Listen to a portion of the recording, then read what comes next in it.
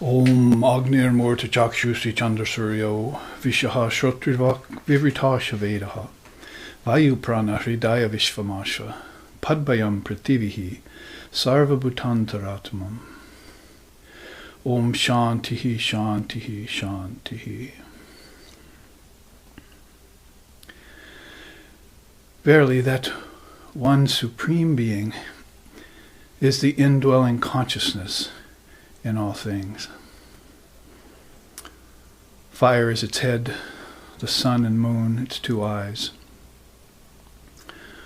The revelation of Scripture is its cosmic mind.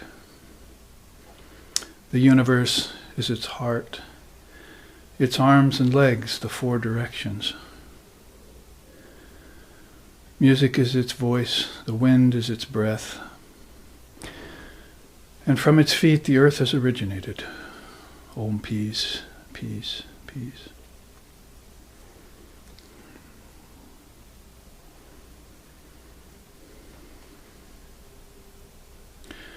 Om Haranmaye Parikoshi Virajan Brahmanishkalam.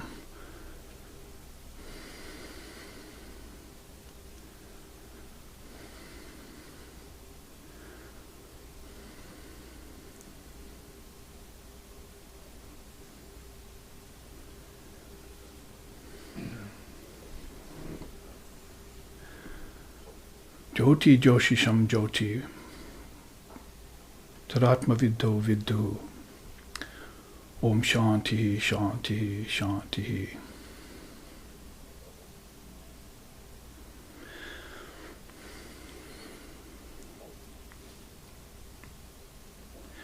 Tachubram Jyotisham Jyoti Tad Yunatma Viddo Viddu. Shining like burnished gold, highest and deepest, the core intelligence of living beings, partless and indivisible, ever pure and free from any taint. The essence of everything which all beings seek, either knowingly or unknowingly, there shines Brahman.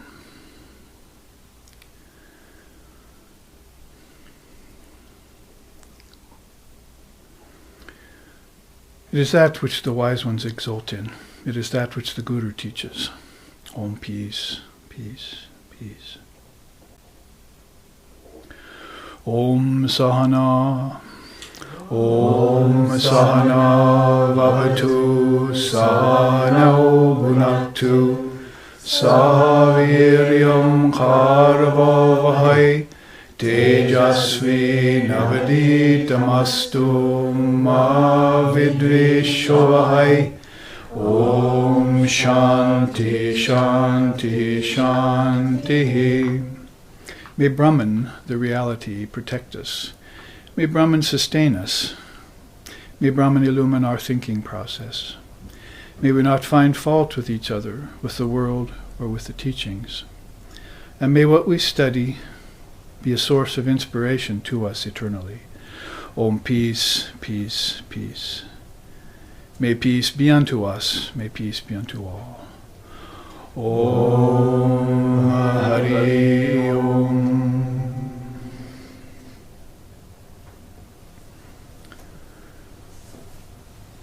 Welcome everyone on this Sunday, the final class of the Taittiriya Upanishad. We are finishing it up today, I promise you. It is, I've been telling you, we've been coming to the end of it for several weeks, and I hope you've been following the text. There are good translations of it, and one of them is Swami Sarvananda's, and one of them is Swami Nikhilananda's. Swamis of the Ramakrishna order have rendered so many of the Hindu scriptures into English.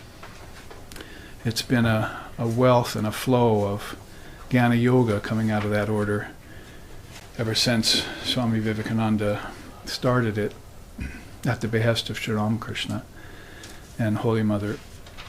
So we're very fortunate to be able to have these uninterpolated and very pure translations of the original Sanskrit coming to us, even though they are thousands of years old. it's quite often the case that many scriptures get distorted over time, passing through many hands. Sometimes those hands are not the hands of illumined souls, but in the case of the rishis of India, of course, we know that there were so many illumined rishis.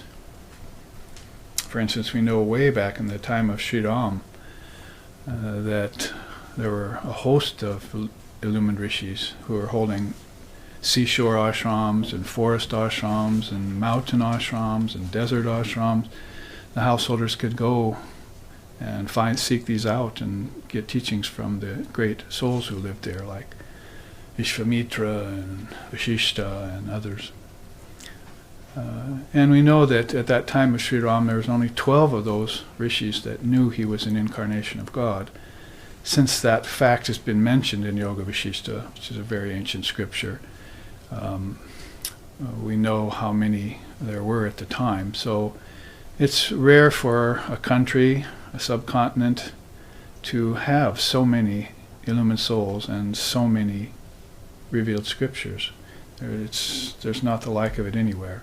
Usually religion or country has one holy book and maybe one great soul, and then a few saints and so forth. But in India, all of these have come spilling out. In fact, India has contributed 3 of the 8 major religions of the world.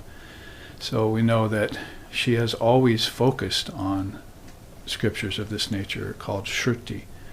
Shruti, Smriti, and Itihasa basically are the 3 divisions of scripture. You have Upanishads, Gita, Brahma Sutras, and some very non-dual scriptures like Ashtavakra Samhita, which is the only book Ramakrishna kept near him. He was beyond the need for books. And Avatuta Gita and some of these really non-dual scriptures that, even though they may give a concession and fall from the non-dual station and help explain certain abstruse slokas, nonetheless keep to the point of non-duality, formlessness, transcendence, everything that's beyond the 24 cosmic principles as we were looking at them yesterday, and the yogic connections and the alambanas and all of those things. So then the Shruti are those that must be heard, you see, and then the Smriti are those that are more appealing and amenable to the masses, you might say, who maybe aren't yet ready to contemplate anything beyond a savior or beyond what we call in India an exemplar, a great exemplar, like Krishna and Ram and Buddha and so forth, all who came from India. And recently Sri Ramakrishna and Holy Mother and Swami Vivekananda and Swami Brahmananda and the other direct apostles, all very much in step with the ancient perennial wisdom of India, and therefore giving us so many of the great scriptures in perfect fashion for us to contemplate, even here in the West, in the Kali Yuga, in a very materialistic culture we find ourselves in, where humanity is torn between the 2 rocks of science and fundamentalist religion, and is not getting any ultimate answers from them.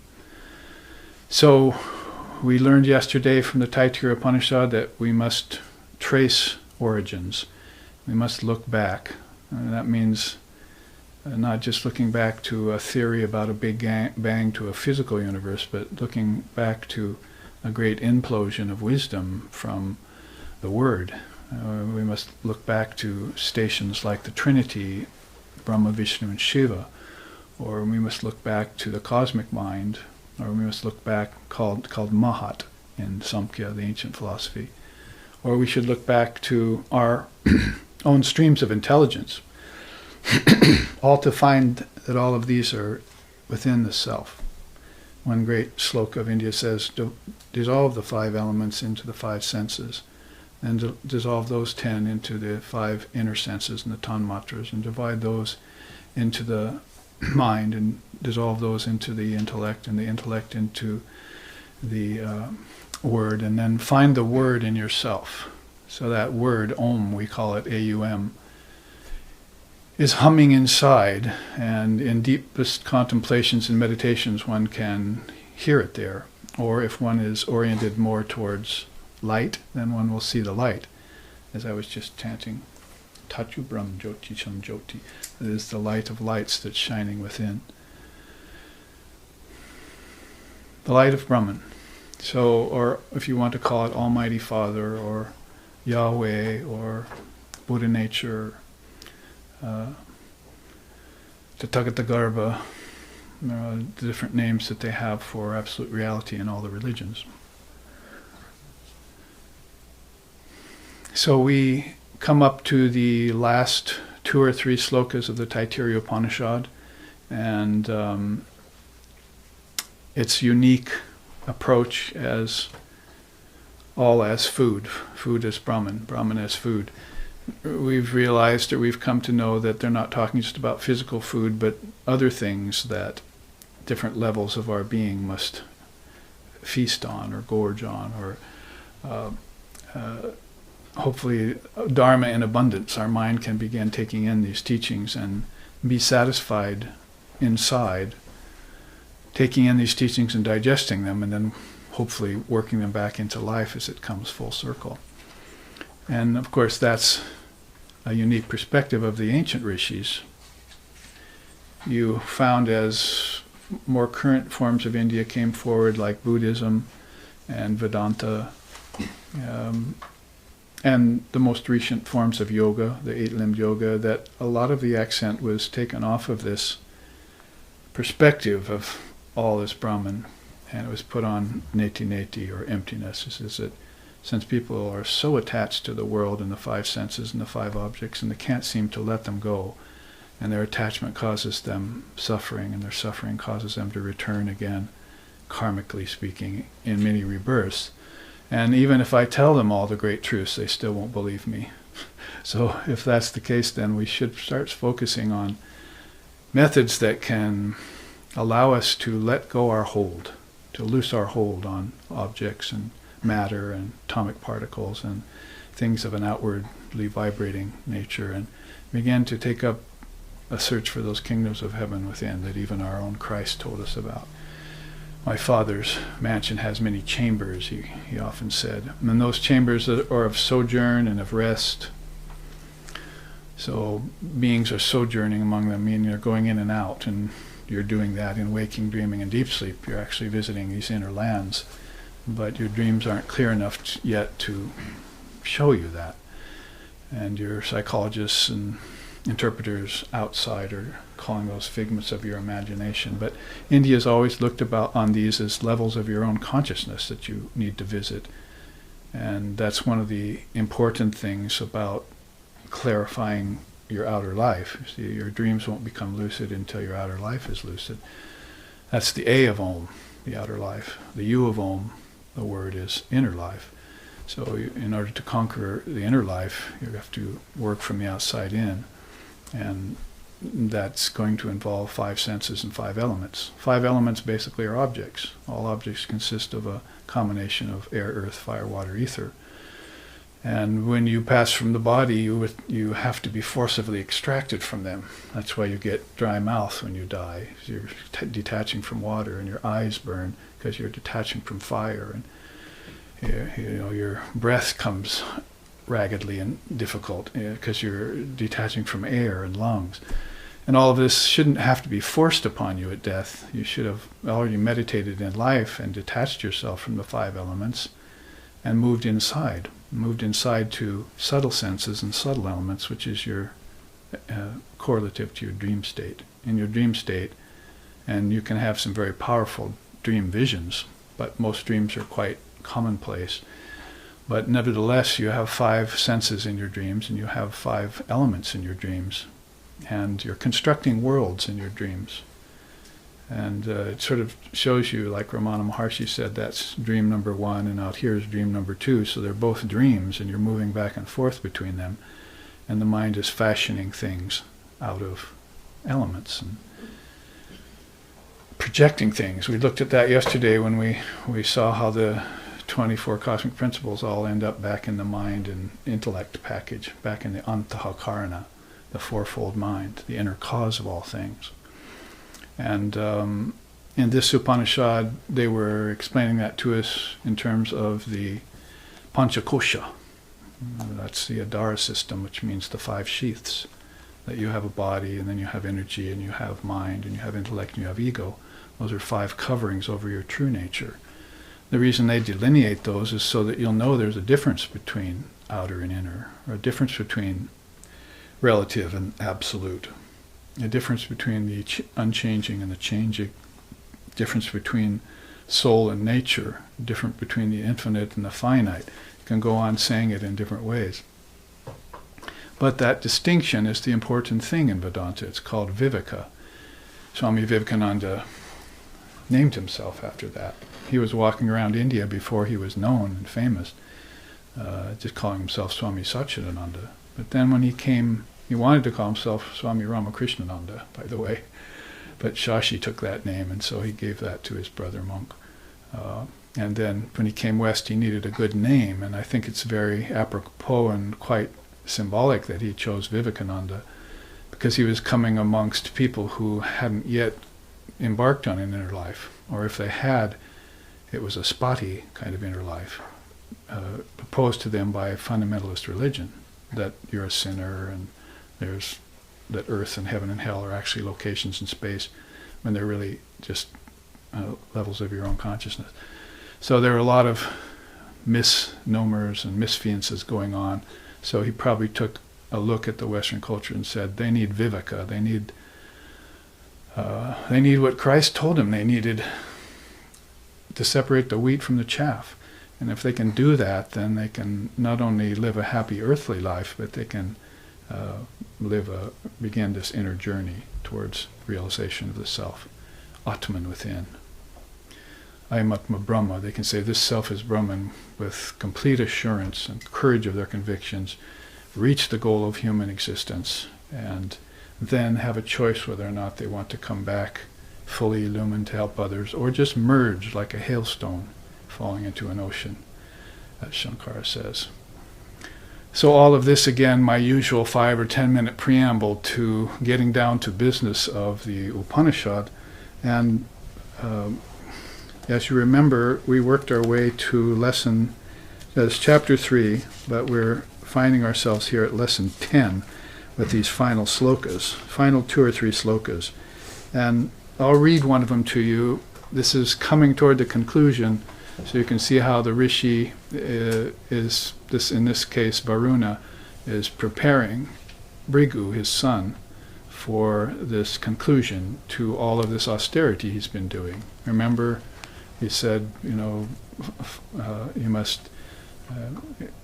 you want me to teach you about Brahman, but first go and learn about food, and then go and learn about prana from food, then go and learn about mind, then go and learn about intellect. He's filling him in on these 5 koshas, or these 5 sheaths, so that he has full knowledge of them. And that's what being free is about. If you know a thing, if you don't know it, then you're bound. You can put it very simply that way. If you know a thing, you're free of it. I mean, once you find out the world is unreal, you're free of it. Once you find out that things are changing, you're pretty much free of it.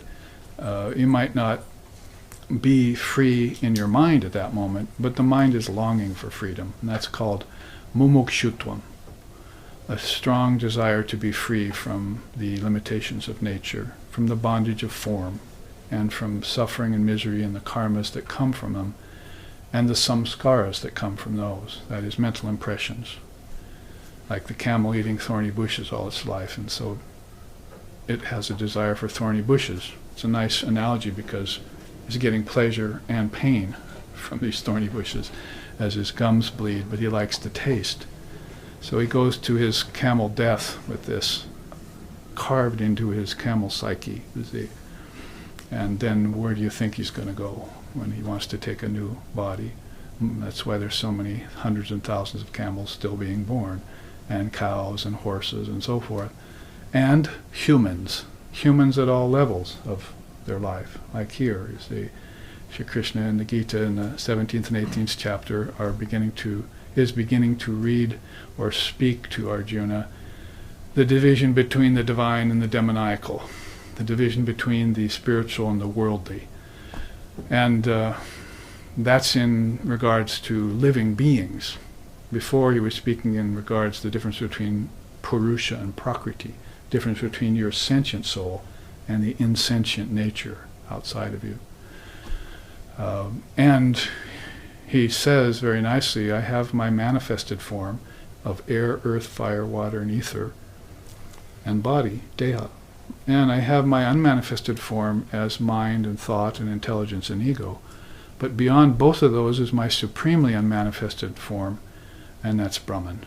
That's the pure conscious awareness. So he's making a triple-fold division there.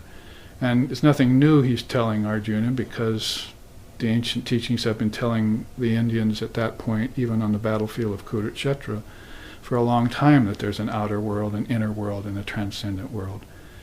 And also that you have an outer body, an inner body, and a causal body that exists in each one of those, but is not any of those. So from the 24 cosmic principles, from unmanifested Prakriti all the way down to the element earth, all the non-self. It took Shankara in 700 AD to summate that for us. If, in case it wasn't clear all the way along, through the father of yoga, or the father of Vedanta, or the father of Samkhya, Kapila and Vedavyas and Patanjali, then it became very clear to us when this young monk, who was illumined when he was 12 years old and knew all these scriptures of India by the time he was 10, by memory, came amongst us and lived till his 32nd year, and as he did so, began to tell us everything from unmanifested nature all the way down to elementary earth is the non-self. You'll find that in the Viveka Chudamani, the crest jewel of discrimination. There's that word, Viveka, again. So let me read you this sloka, and then we'll look into what they're talking about in terms of the hierarchy of beings, or the gradation of souls. An aspirant should not refuse anyone at his residence. Let this be observed as a pious rule. He should therefore acquire abundant food by any means whatsoever. It is for the sake of the guest that food has been prepared. So declare the householders. The food that is prepared and given in the best manner returns to the giver in the best manner. What is offered in the medium fashion returns exactly so. Food prepared and offered in the lowest fashion accrues to the giver in the lowest way. That one who knows this, as stated, gets everything he merits. So like attracts like, and one gets what one sows. One reaps what one sows, as Jesus said. So that idea is there in the, let me see here, in the, see if it's here.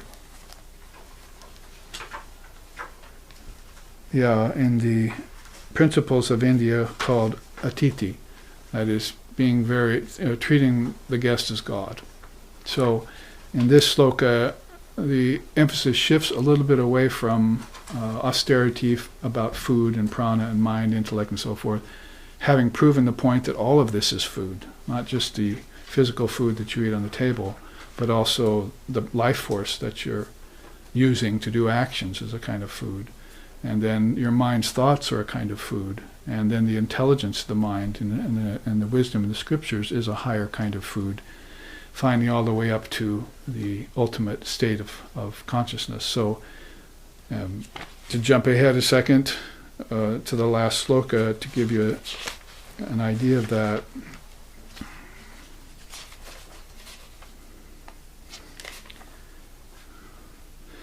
Oh wonderful, oh wonderful, oh wonderful, I am food, I am food, I am food. I am the eater of food, I am the eater of food, I am the eater of food. I am the combiner of foods, I am the combiner of foods, I am the combiner of foods. I am the firstborn of the highest order. I exist even prior to the gods. I am the center and source of immortality. So these kinds of non-dual statements coming from the level of householder existence, not necessarily just for the monks, but the householders are beginning to realize this. Only they're, as I said, they're tracing it, the origins of things and so forth, in a little different way, where most of the monastics are giving up, you see, and neti and giving away. Then the householders are actually going by the way of accretion, more and more and more, and I master more and more as I get it, you see. So that's why your guest is considered as God. And if you have a monk come to your house, you're not going to sit him down to a sumptuous feast. You're going to give him a few morsels of food in his bowl, because that's all he wants. So you have to know this, or you'll insult him. And then if you have a regular person coming to your house, then you'll bring him in and treat him, just exactly like householders are meant to be treated. Or if you have a low caste person come in, they're not going to feel comfortable. They're going to have to treat them in the way that they're used to. And this is all like a practical way of approaching this idea of food, because once you've gathered it through the art of austerity, right? You've practiced certain austerities to purify it. We've been going through that now for pages and pages and slokas. Then you're not going to want to dishonor food, or they say, do not decry food, do not produce abundant food, do not reject food, and observe that as a pious rule. So if you have this comprehensive look at beings and what they're ingesting, then it has to go to all levels. For instance, Swami Vivekananda used to say, in the plight that India found itself in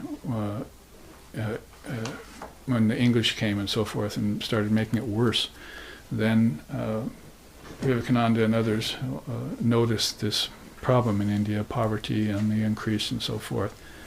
And so the teachings at the time were, be austere, get the disciplines under your belt, be a man, be bold. And how could you expect that of people who are starving, you see? So Vivekananda said, this is not the way to proceed. People with an empty stomach cannot do austerities to realize their self. So we need to start the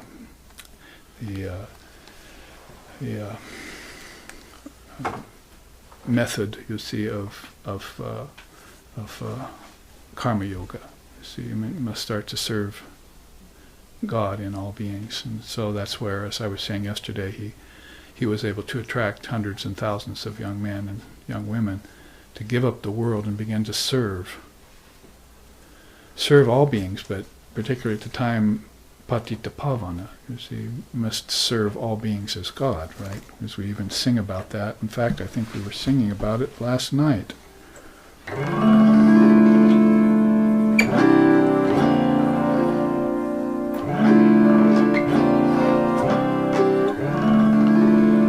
Sharde o Sharde, Vikya Vinashane Sharde, Brahma Sanatani Sharde, Patita Pavani Sharde, Prema Swarupini Sharde, Namo Narayani Sharde. On and on it goes.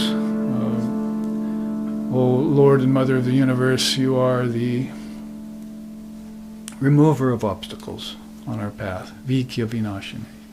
So you've got a starving nation, send a Vivekananda there. It'll get better. He'll remove the obstacles.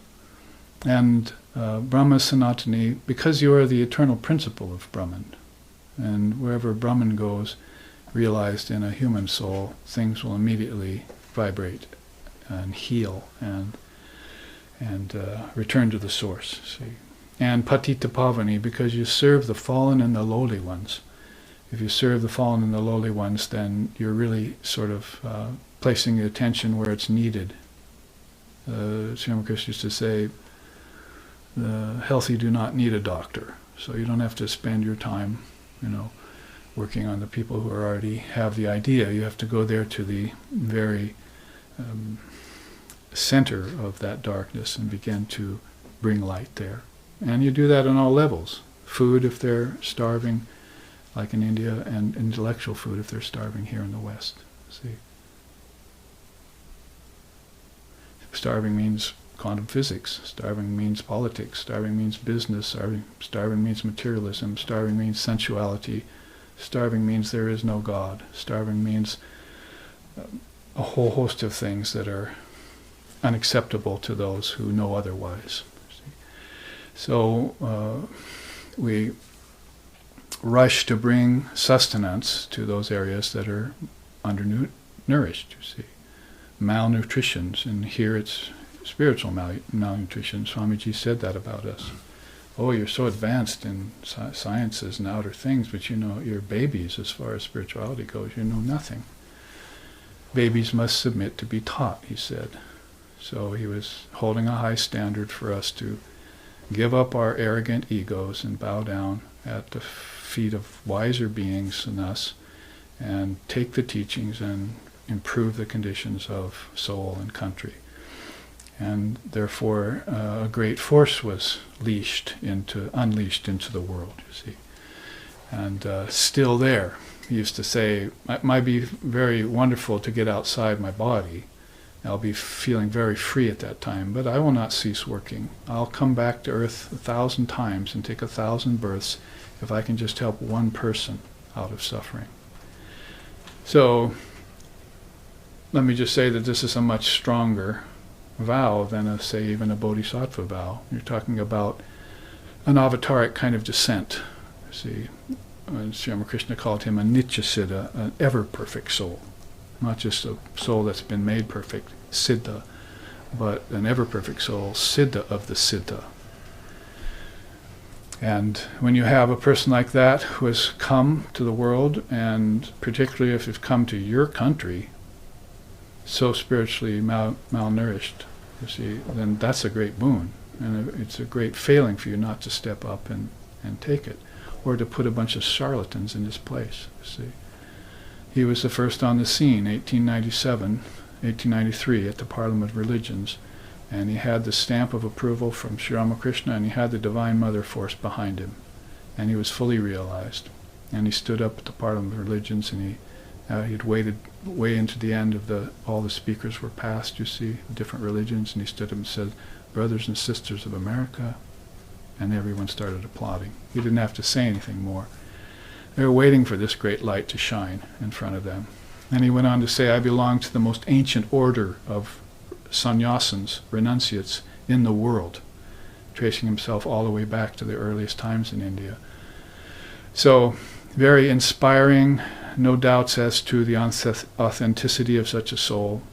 Some of the priests, the Christian priests he was living with at their home, one of them came up to him once and Swamiji said, "I don't have any credentials. I've just come unknown from India. I don't know if my speaking at the Parliament is such a good idea. I don't have any credentials like the rest of you." And the priest told him, "Oh, Swamiji, I know you. For you to ask for credentials is sort of like the sun asking to shine, see, if it can shine." So when you have a soul like that bringing such powerful teachings, and then it really is up to you to take them on. And we need to take them on then as food. We have to start looking at them as nourishment that's going to do away with malnutrition of our minds and intellects and ego. Not just food that we can eat and get healthy and then bike and hike and so forth and have our mukhya prana together and then we die a healthy animal. See? We're not animals. We're spirit. We're soul. We're consciousness. Chaitanya. And if we've forgotten that, then that's to our great downfall, you see. But we need to at least now recall that and live nobly. Libel of libel, it's the worst sin to call another a sinner, he said. You must see people's divine nature and then raise them up by telling them about it. And then they can, by degrees, begin to realize the nobility in them. And that's the best way out of this darkness that has been created by ignorance, by mula vidya. Let's see, did I get done reading that sloka? Yes, what is given in high fashion returns in high fashion. What is given in medium fashion returns in medium fashion. And what is given in low fashion to your guest is also returning to you in the lowest fashion. So you reap what you sow kind of idea. So let's look quickly at this chart, which I flashed I think, early yesterday or last week, and we just took the middle part of it. Remember the different kinds of austerities? Because Varuna was telling Bhrigu, go do austerity around all these things, around food, around prana, around mind, around intellect, around your ego. Do austerity. So we wanted to look in to see what austerity was. There were austerities of the body, austerities of the speech, and austerities of the mind. And you already have those in your notes if you were present in class. And you already know what kind of food we're talking about at that level. So let's look here more at the subdivisions, what they're talking about in this chapter 3, lesson 10 of the Taittiriya Upanishad, when they're talking about higher, medium, and lower kinds of offerings and sacrifices and foods. You can see here Krishna has divided it up very nicely. He says, the path of embodied beings is in accordance with their natural disposition. Beings are the nature of their faith. What their faith is, they verily are. So, in terms of their life and their passing from the body, he says much the same thing later. Those people who were restless, were born with restless people and remained restless all their life, they will come back again in restless wombs. And those people who are slothful and lazy will come back in lazy wombs, darkened wombs. And those who are balanced and sattvic and light will come back born to parents that are of that disposition. Nice word there, disposition. So you can see there, he's not satisfied just to say that. He wants to give you actually the lists of different kinds of beings. Sattvic, Rajasic, and Tamasic. If you don't know those words, that's the three gunas. And Trigunatita is one of the great principles or teachings of the Dharma that you find in Vedanta, particularly to Vedanta, and you find it also in Yoga and Tantra too. It means the three levels of nature, the three gunas in your mind, modes of nature, modes of mind. Basically you can say lazy, restless, and balanced. Or if you want to put it in scientific terms, inertia, and then activity, and then stasis. You can apply it to nature, you can apply it to science, you can apply it to food, but probably best to apply it to your mind. When my mind is lazy, I don't meditate very well, I don't study very well. When my mind is restless, also I get some knowledge out of it, and then the rest of it passes me by. And then when my mind is balanced, I realize that there's light coming from the pages of the scriptures, and I understand it perfectly, and I can ingest it as food, and there's no impediment in the way. Well, the same way, what you eat you are means what you eat you act. The energy from food works itself into your actions, and your actions then become either lazy, restless, or balanced. And that's a threefold division, but it's not like the lines don't blur sometime. That a little bit of laziness gets in with restlessness, and so now you have a kind of combination of those. And then at other times you're very balanced, but you also have a little restlessness in you. It's called sattva raja. So it's a threefold division according to disposition, but you can see that there are finer points to it you need to look at. Let's start with the tamasic being, so we end on a positive note. Tamasic being means pretas or bhutas. This space here is called bhutakasha. It's the space of bodies, it's the space of solid objects. There are 5 akashas. This is the outer akasha. We only believe in this outer akasha if you're Western materialist, so you're not taught about any of the inner spaces, you're just taught about ether. That is bhutakasha. Insects, animals, plants, and humans basically are the bhutas here. So if you're restricted to that one teaching alone, then you can see the result. They're dull and they're fearful.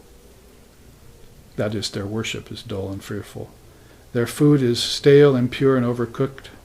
Their sacrifices contrary to scriptural ordinances. Contrary. That is, the scriptures will be telling them to do something and they'll be doing the opposite. Either on purpose, if they're demonic, or if they're just ignorant, they'll be doing it unconsciously. Their austerities are self-torture and destruction. You see that there's a lot of tamas in world dominators. See, they like to cause violence to other beings and dominate over them, and then make them suffer under the domination. So self-torture and destruction is there. Or in the individual, self-hating. I hate myself, and instead of loving the self and seeing it's beyond the ego, then hating the self, and that's a very tamasic level. Their gifts are heedless and insulting. That is, if they are again consciously antagonistic, they'll try and insult you. If they're just ignorant, they'll give heedless gifts that will insult you anyway. You see, unthought gifts. Now, the Rajasic being is a little different cut. As a person who's vibrating basically at that level of frenetic energy. It can also, it's red, color-wise, but it can also turn to pink, or it can turn back to brown. It depends on if it's flavored by tamas or sattva. So basically, though, overall, you say Rajasic beings are the yakshas and rakshasas. You'll have to look into the Ramayana and places like that to find out. They're basically proud and warlike beings. They're not just on earth, but they're also in the life heavens. That is, in the realm of the ancestors, in the realm of the gods. There are these deities that are proud and warlike, and the demigods are always warring with the gods, for instance, in these inner lands. So heaven isn't all as peaceful as you think it is. You'll read any of the scriptures, you'll find that they're in war. The Bhagavad Gita, war.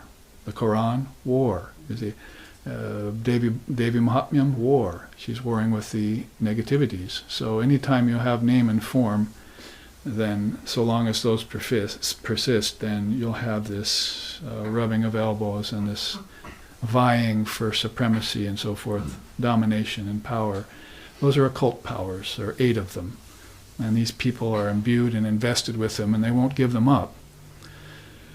So, we have to borrow Roman and Greek names, to understand that. Gods and demigods and so forth. But in India, they're called suras and asuras. And those suras are godlike and more benign, and the asuras are proud and warlike. They have some good qualities. It's not like our devil in Christianity, which is all negative, but the asuras actually are mixed with some good qualities. And that's what Rajas is, really. Their food is sour, salient, and pungent.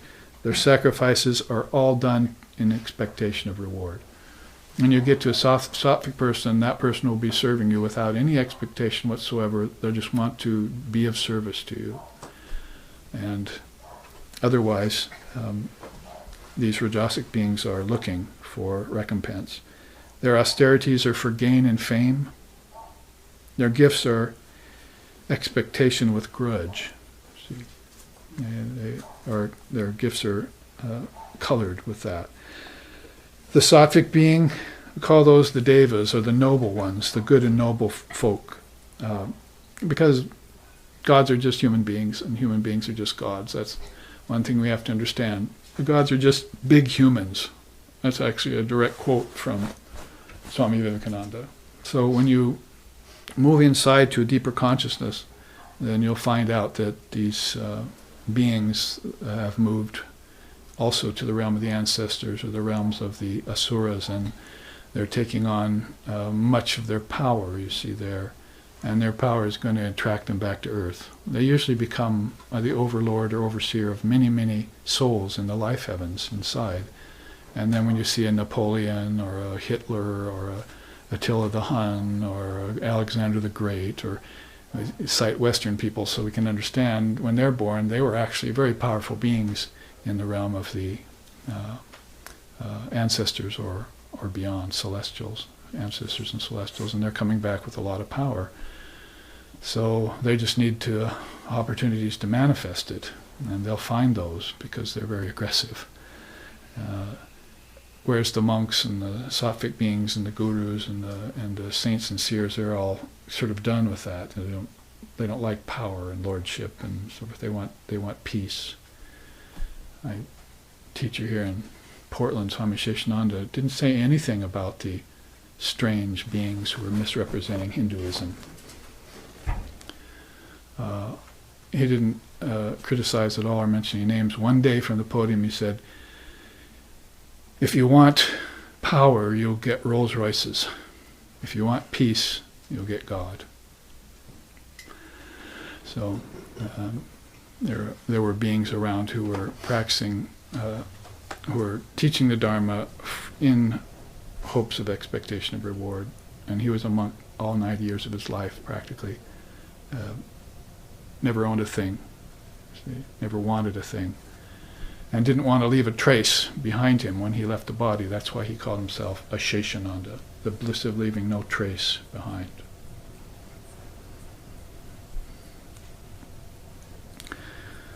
Their sacrifices are motiveless. Their austerities are these. That's why there's a star there by that entry, so that we can look down and see what the sattvic beings do as austerities, because then we can follow them. We know if we want to improve ourselves that we can do these kinds of austerities, and that they're not contrary to the ordinance of the scriptures, but they're actually recommended by the scriptures for an aspirant, a soul that wants to expand their knowledge of Brahman. Finally, their gifts are selfless and timely. They'll be very well thought, and if they give it all, sometimes, for instance, again, if you were living with the rishis in old time, you probably wouldn't come to the door with a gift, see, because they're practicing aparigraha. That means non-gift giving, non-gift receiving. They don't want to own anything, so that's going to be an untimely gift, isn't it? Oh, here, take this, you see. Oh, God, what am I going to do with that? And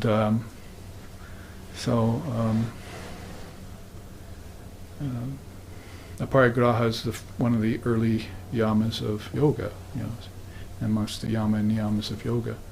So you'd probably come to the door with firewood. That'd be your gift. Firewood means, take me as a student and I'll tend your fire while you teach me the Dharma. And that's what the young did when they went to the Guru Kula ashrams, the neighborhood ashrams, because in those times, you see, there were lots of householder ashrams like this in neighborhoods. Has anyone seen another one around? There are not very many of them. And so if you have something like this going on, it means, come and learn the Dharma, parents, and bring your children and let them apprentice the teachings and the teachers, so that they will grow up spiritually illumined, and they won't have to be born again in ignorance, or be born again at all if they don't want to. Our founder, Lex Hickson, told me once, just before he passed, is there are much better things to be than a human being, So human being is probably one of the best, because the human being has a chance to realize God. Holy Mother said, those beings who have gathered around Sri Ramakrishna and I are not here for fun. They're here because they know that the human birth is a great boon, and they want to use their human birth for realization, not for partying, or, like I saw yesterday, a bunch of people standing outside a hair salon, talking about the latest hair do and what they're going to do with their bodies. So they had this idea that these inner austerities would lead them to a much better lifetime, at the least. But realization of Brahman is beyond lifetimes. You're the hailstone that merges with the ocean, and now you're the whole ocean. You have to kind of conceive of what that might be like. Like sometimes you see the icons at the Kaligat temple in India, if you've been there, or Mother Kali, she has this prodigious tongue that flows out of her mouth. And sometimes you see it's like colored gold. And it really is saying to you that she's the enjoyer of everything through all bodies and all beings, from the Trinity all the way down to the insects, and the plants. She is the eater of food, of the enjoyment of all beings, that everyone takes in what they love and so forth. She's the consummate icon and deity for that. So you'd have to understand what that might feel like to be the joy and bliss and pleasure of all beings in an amassed way, so that you're outside the body, so you're not being limited to that, so you're in every being as Atman, but you're not a form.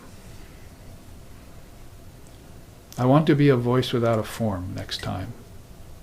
That's what Vivekananda said when he was here. A form, poses some sort of a limitation on all levels.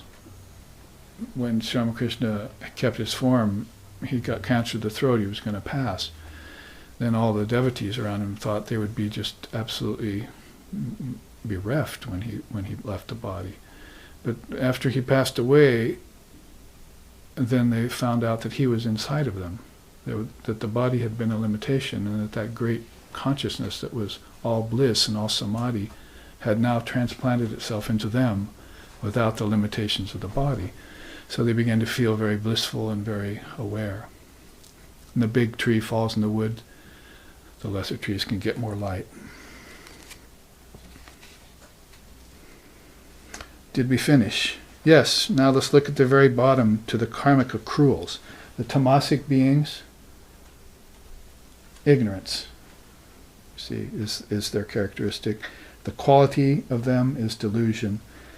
And the effect is heedlessness, and the path is the path of suffering. Many people are born to suffer, not to enjoy.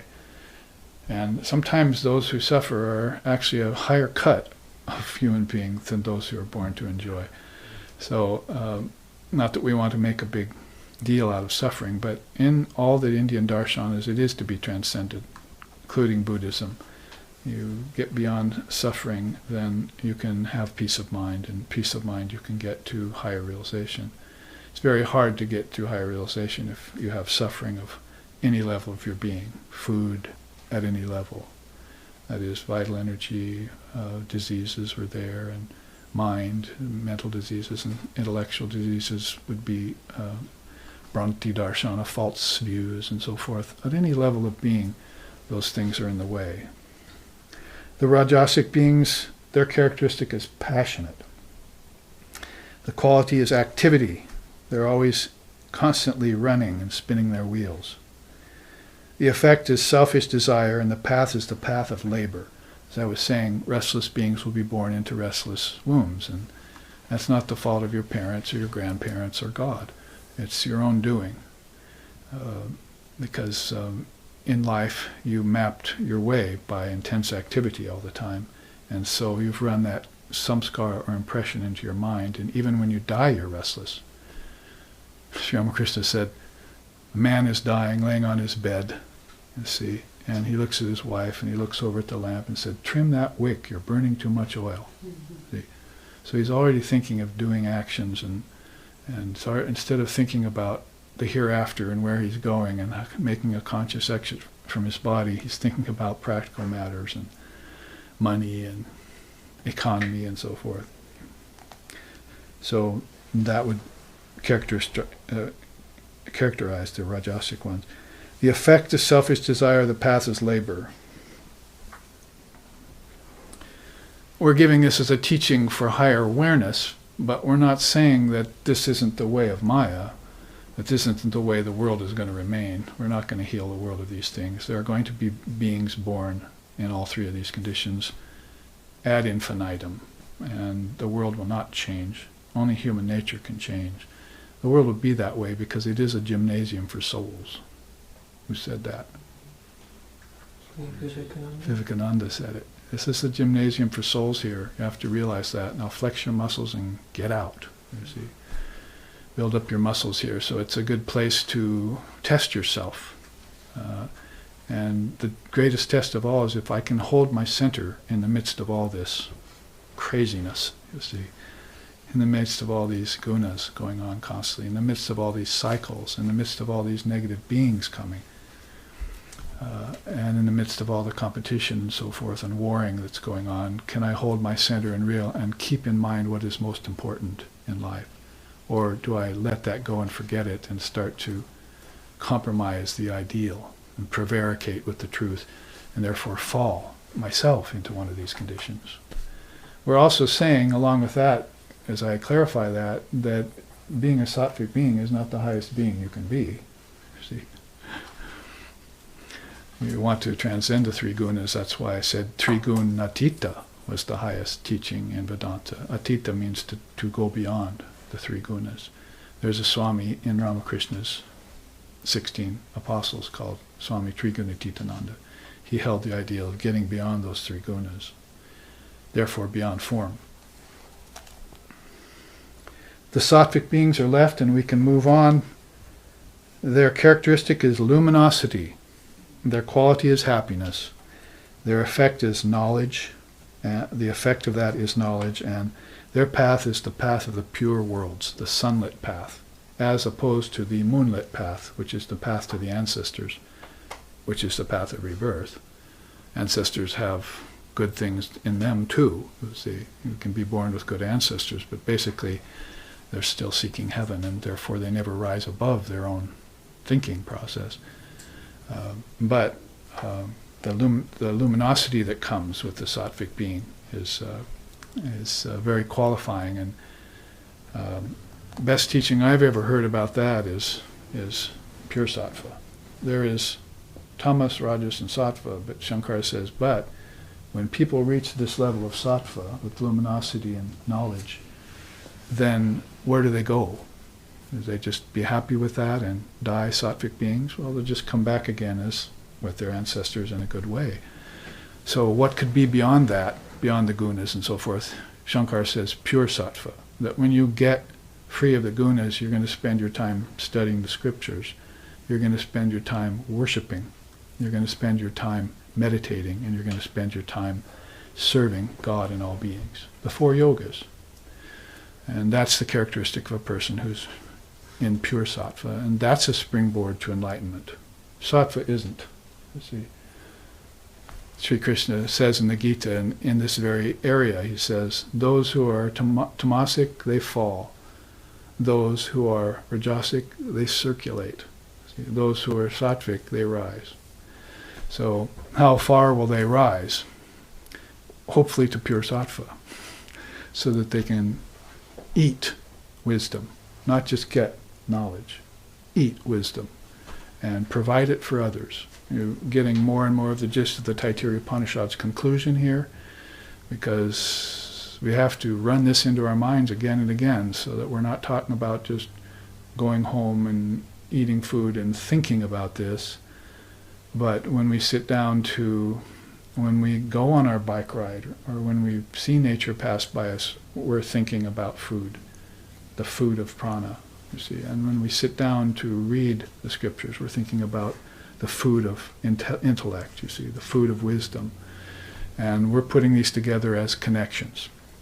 In the second half of today's class, I'll treat you to a second view of that chart on connections that we had at the very beginning of these slokas in the Taittiriya Upanishad a year and a half ago or so.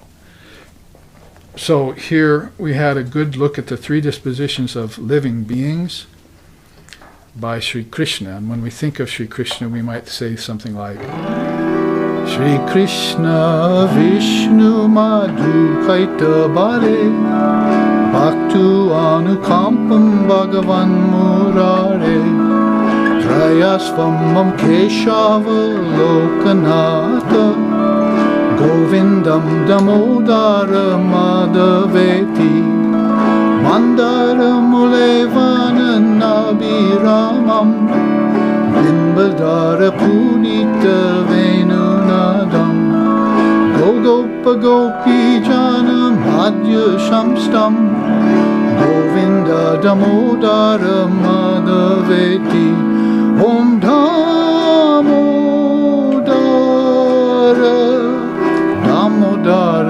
Jaya Damodara Om Damodara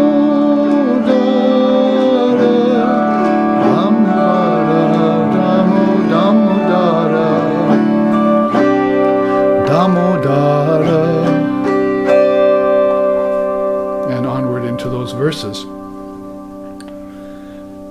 So we think about Sri Krishna and all the teachings he's given us, then we can't help but engage in worship of him, singing songs of praises to him, and looking at him as the Ishvara form, that is the highest form the human mind can comprehend in its deepest meditations.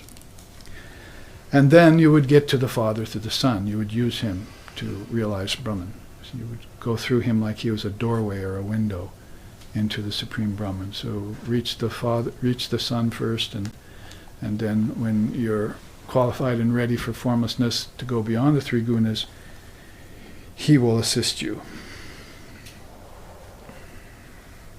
I think that's all I wanted to say about this third to the last sloka. Let's go on to the penultimate sloka.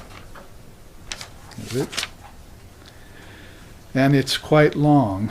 It's 2 pages of Sanskrit. I'll read it to you, but we will look at it in terms of objects and what they mean to us and what they should mean to us. That is, all objects are pointers to Brahman. We're using them as pleasure objects, or ownership, or suffering when we lose them, attachment and so forth. But objects, really, when you look at them, you should see those are manifestations of my own mind, and the mind is one of the inner principles to Brahman, along with its cosmic mind, Krishna, for instance. So to make that connection inside out is to see all of this as Brahman, right? They say that, but it's a very, very high state of mind that will see that. You can't be pretended or assumed. So this sloka has many teachings in it, but this is one of them we can keep in mind.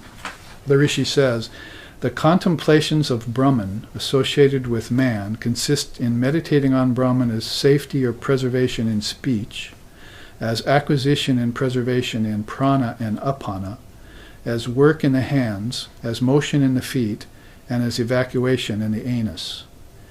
The contemplation of Brahman as associated with the celestial or divine phenomena, like your ancestors, consists in meditating on Brahman as satisfaction in rain, as strength in lightning, as fame in cattle, as light in the stars, as procreation, immortality, and joy in the generative organ, and as the all in spatial ether. All is a capital A there, as everything in the spatial ether. Should one meditate on it as the foundation of all, one becomes well-founded. Now, they're taking all these things in reverse form that he just mentioned. Should one meditate on it as the foundation of all, one becomes well-founded. Should one meditate on it as greatness, one becomes great. Should one meditate on it as mind, one becomes endowed with mindfulness. It means Brahman, remember. Should one meditate on it as obeisance, all objects of desire bend down before him. Should one meditate on it as the Supreme Lord, or as the Vedas, the scriptures, one becomes a possessor of Vedic wisdom. Should one meditate on it as destructive power, all foes, unfriendly enemies, and obstacles die around him. So, meditation on Brahman, that's a powerful sloka, isn't it? And it's the second to the last sloka of the Taittiriya Upanishad. Varuna wants Bhrigu to know at the end of this, having given him this teaching of all is food, all is Brahman, all is food. I am food, I am food. He's about ready to sing that. That's actually a song. I am food, I am food, I am food, I am the enjoyer of food, I am the enjoyer of food, I am the enjoyer of food. Says it 3 times every time, because for the outer world, the inner world, and the transcendent world, it has to apply A, U, and M. All that has to apply on that level, on all 3 levels. Now I said, with that in our minds is a powerful sloka, and before our break here, we've still got some time, we can look at this, or take another look at it for those of you who have seen it before, because we've used it on several occasions, this chart on the real meaning of objects. I must admit that I got inspired to put it together because of hearing mention of Dalai Lama talking about the 3 kinds of tree. Somebody told me that he said that there was an outer tree, and then there was the inner tree, and there was the transcendent tree. So I started thinking about the 3 worlds and these kinds of teachings in the Upanishads. And so he would say the outer tree is the illusion tree. In other words, all outer objects are really illusory. And then what is the real object, the real tree? Swirling particles. We've gotten that far as to realize that all All objects are containing atoms and molecules and quarks and protons and neutrons and subatomic particles, all changing at a billionth of a second. So there's nothing solid here. That's why Christ said you can't build your house on sand, you have to build it on bedrock. So you're going to have to get beyond the sand of objects, material principles, and that's hard because it seems real to you. It seems like this is the only reality, and the world of swirling particles is not. But if you had electron microscopes for eyes, you'd be seeing vortexes of particles in everything, and every object here. So that's the real object. Now, what's the essential object? The Buddha nature tree. See? He's saying behind the appearance and the swirling particles, those two outer and inner, as it were, manifestations, then you have the Buddha nature tree itself. What Vivekananda would say, I don't have a lot to give you, I'm a monk, but I can give you, I don't have a lot of gold or silver or treasures to give you, but I can give you the goldness of gold. I can give you the silverness of silver. I can give you the manliness of man and the womanliness of woman. Those I can give you if you come to me. So he's saying he can give you knowledge or wisdom and realization of what lies beyond the outer two worlds, your waking and your dreaming state, the A and U of Om, or the external and the internal worlds and bodies. Now, I couldn't really find anything in the scriptures except Taittiriya Upanishad says that's has a sloka, not in the version we were studying, but in Swami Lokeshwarananda's version, is nicely interpreted as saying that that's the material particle of science, and that's the God of religion, and that's the non-dual reality of philosophy. Those three levels, see. So they have references to it, but I put together a quote here based upon some of the inferences of what the seers say. Most beings, beholding physical objects such as trees, animals, plants, and planets, etc., assume them to be real or actual. However, modern science has uncovered the atomic particle tree. Philosophy teaches about the illusory tree, its display being only an appearance. The luminaries going deeper speak of the Atman tree or Buddha nature tree. Thus there are three levels to existence, the external, the internal, and the absolute. Knowing about this triple subdivision, along with the nature of each, the human mind espies the truth about all manifestation and swiftly frees itself from bondage to objects. And that will be one of the criterion for a free soul, is that they're not attached anymore to external things.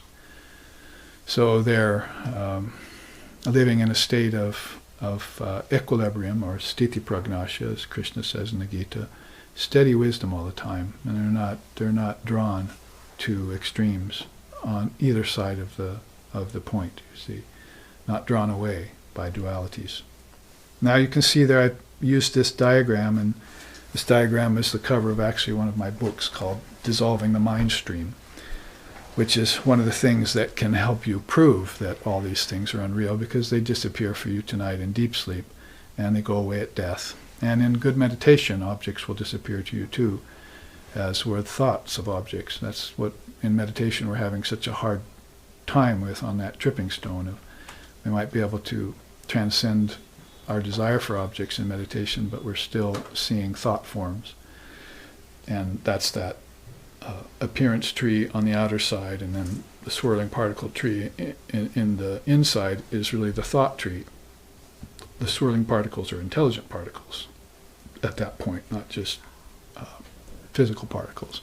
But you have pranic particles and mind particles, and we haven't penetrated that far into these four inner ethers. We've only stayed on the outer ether and are satisfied with that. See?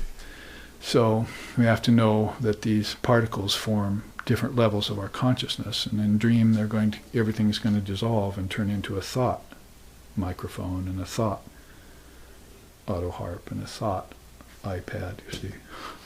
You don't think I've opened this up in my dreams? after having used it for so many years? See? Yeah, I do. In fact, I teach people in my dreams. I'll wake up with the teachings on my lips, my wife says. So I'll actually be speaking these in my dream.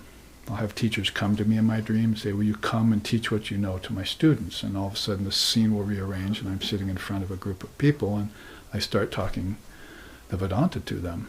So I'm not just reading this and saying this is a theory. I'm saying that this is what I experience, and I'm sure my teacher experienced it too, because I was there with him when his body was sleeping, but his mind was awake, and he was speaking in his sleep. I've heard that walking past his room several times. So when your waking state gets connected to your dreaming state, that's when these kinds of things happen. And I've been telling you lately that the only way to do that is to awaken your prana. The prana is the connecting energy that flows from one state to another, takes you out of your body at death into another realm. Because it's just like Sri Ramakrishna said, going from one room to another. Death is just like going from one room to another. But it's better for you, and you'll know which room you're in, which chamber of the Father's mansion you're in, if you have during life meditated on these things and opened these channels consciously. Go into dream consciously, go into deep sleep consciously, and hopefully go beyond what causes waking and dreaming, right? The three gunas. You're dreaming really good dreams, or you're dreaming restless dreams, or you're dreaming slothful dreams, and then you're practicing austerities to purify the prana at those levels so the prana can flow unimpeded. Om apiyantu mamangani vak pranastrakshu shotramatra balam indriyani cha sarvani. May our bodies experience great health, may our life force flow unimpeded, and may our minds expand in their capacity to know Brahman, one of the 7 peace chants of India. Now, more particularly, and to the chart, I've used several tools here. Let's start with this one. It's a gauge. See, I mean, I've shown you how you come down from cosmic awareness to the world of solid objects, but let's try going up it. Start with solid objects, and they're made of the 5 gross elements. If you meditate on those, as Patanjali wanted you to do yesterday, remember the alambanic quintuplications chart in yoga that we showed yesterday?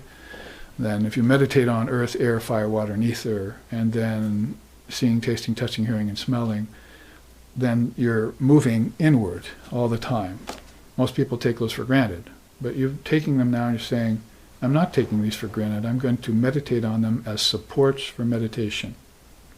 That's what the word alambana means in Sanskrit. The father of yoga brought that forward to us in 140 BC. See, we need to meditate on these things, contemplate your existence, the elements of your existence. And that's how you turn everything into food, really. And that's how you understand it as food. So from gross elements to gross senses, then all of a sudden you're in the realm of thought objects. This is all gross prana. You see this conducting this. But look how it's starting to turn to psychic prana. In psychic prana, then all of a sudden you've got subtle elements and subtle senses. There's an energy that's flowing in. You have eyes and ears in the dream, and you're seeing sky, and you're flying, and so forth. Your dream state has got subtle senses and subtle elements, so you're investing your dreams now with the consciousness, you see, that's here in the waking state, that you thought was limited to the waking state, but because the prana wasn't flowing, you weren't able to bring it to the dreaming state. And now they're talking about lucid dreaming and all that. So actually beyond lucid dreaming is connecting vyahritis to one another, as this Upanishad says, and don't stop there with lucid dreamings just because you can have everything you want in a dream. It's still a dream. That's the cloud castle in the sky kind of idea, right? They're all going to fall apart when you wake up or at the end of a cycle. The gods will lose their lordship over all these worlds too at some point in the cycle. They say that's like the garland that's on them lasts for hundreds and thousands of years, but then it starts to wilt and decay, and all their underlings flee, you see, because they know whole house of cards is coming down on a cosmic level, and the Shiva's drawing the worlds back into himself, and that's going to be it, you see. No more form. So with that understood, then you can know that you need to go beyond just waking and dreaming, but you need to get into that deep sleep state, because that's where you go formless. And not very, very few beings, even among Sri Ramakrishna's disciples, had experienced Nirvikalpa Samadhi, the formless Samadhi. If you move in from there, then you have projected worlds. Now we're getting some information out of this, because all of this isn't so difficult to understand. Probably the newest thought in it is that my dream state is actually the worlds within me, the kingdoms of heaven within me. We're just not making that connection because of our attachment to what society and upbringing is teaching us. But now we're getting a deeper level to that, is that the worlds are projected. They're not created. And there are many of them, and the mind is doing the creating, and God is not. See? So this God doesn't have anything to do with this. If you say God Brahman, if you say God Allah, if you say God Almighty Father, if you say God Yahweh, or if you say God Buddha Nature, you're talking about a transcendental verity. You're talking about the light of pure conscious awareness. It has no form, has no ears, has no desire to be worshipped. It has no differences in it. And you are that. See? So you're trying to make your way towards that and acclimatize yourself on the way. So the idea or the fact that comes to you and occurs to you is that projected worlds are done so by the mind in its conception process. That's called sankalpa. We have no word for it in English. Sankalpa, vikalpa. That is basically sankalpa, vikalpa. Kalpanika means fashioning worlds in time and space. So who's doing that? See? Sure, nature is there to provide the 5 elements, and Divine Mother is there, Shakti is there to give you what you want in them, but you're the one that's doing the fashioning and the dissolving. Fashioning and dissolving. You do it every breath. When you breathe in, it's life. When you hold, it's, you breathe in, it's birth. When you hold, it's life. And when you breathe out, it's death. Your last breath will be an out-breath, and that's death when you leave the body. And you're doing it every 24 hours when you go from waking to dreaming to deep sleep. And everyone else is doing it too. It's just that in this world of dualities, half the world remains awake while the other half sleeps. So we never have all beings sleeping at the same time. What would happen if everyone went to sleep at the same time? Well, people are thinking this way. Say, well, let's have prayers. Let's all gather in Washington Square or wherever. And let's all have a candle, and let's all say, give peace a chance, or whatever. And let's get the mind together around peace, or around resistance to violence, or different things, you see. They know that there's a great power in people putting their minds together.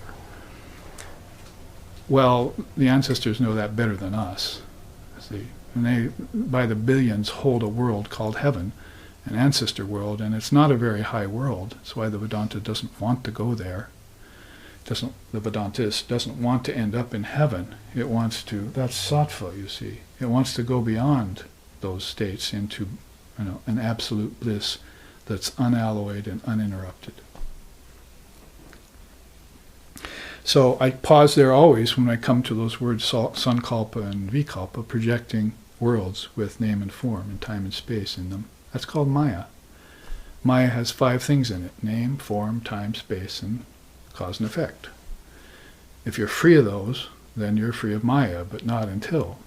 So if you're still using time, if you're still using space, if you're still giving yourself a name and other things name, if you're still taking a form, you're in Maya's hands. And it's going to be very hard for you to get out.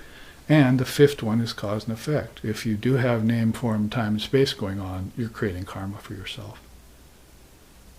And therefore it's going to be difficult to neutralize that karma. That's what a soul who's a sadhika is doing, right? They're trying to cut down their karmas and get free in this very lifetime. They don't want to die bound to anything. Ancestors, elements, senses, objects. That's unacceptable to them. They want to exit consciously, like the Dalai Lama has done 14 times, and other great souls have done.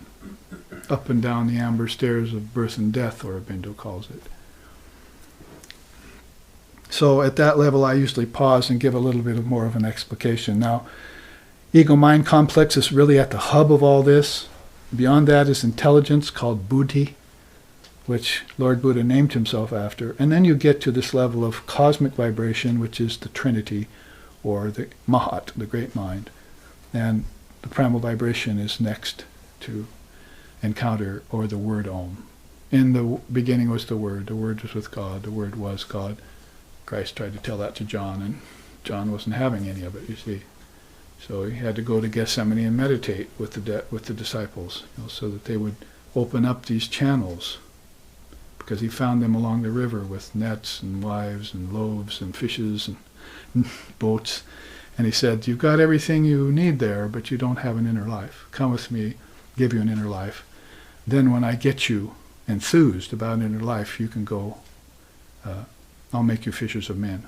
You can go fish others out of the slime of Maya, you see.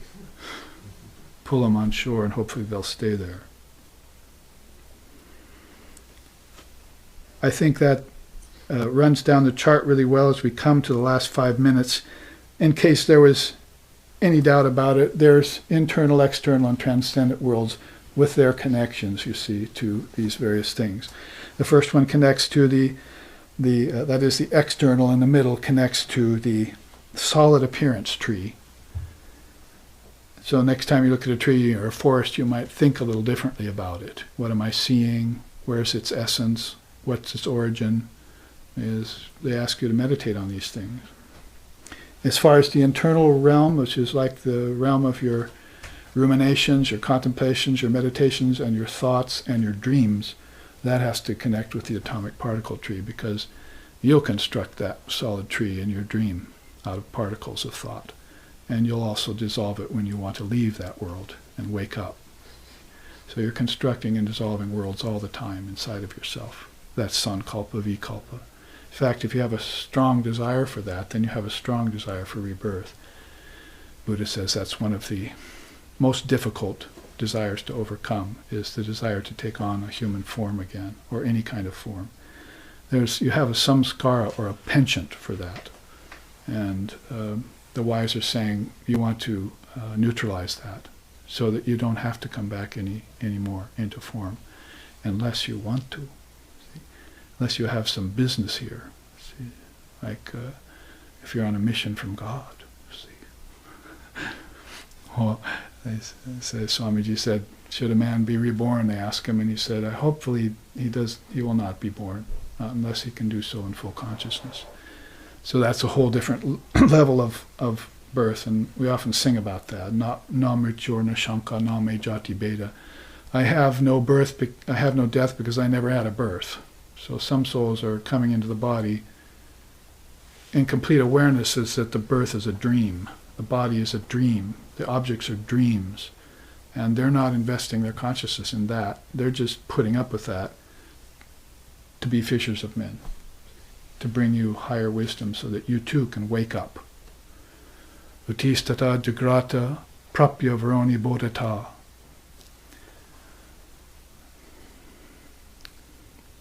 Durgatjaya, and so forth. Durgam patastat kashaya vadanti. So basically it means arise, awake, stop not till the goal is reached. Approach the wise teachers, learn from them, because as sharp as a razor's edge is the spiritual path, and difficult to navigate. So say the wise ones. So you want to awaken from these dreams. That's the point of Vedanta. It's not just to have them and to have more and more of them and to master them so that you can have pleasure and to be a master of AU and forget the M. And that's what this chart is telling you. There's an M to the process. There's a Lord Shiva in all this. Not just creative power and sustaining power, but there's a Lord Shiva in this, and you don't want to piss him off. You see? You don't want to leave him out of the picture. You see? And actually you are that. See, you are dissolving all the time yourself. And you just have to realize that the whole thing is going on in the mind. See? And if you do, then you can start engaging in dissolution process nonviolently. You can start being born nonviolently. Or sattvically, if you will. Of course, the transcendent level attaches to the Atman or Buddha nature or essence tree.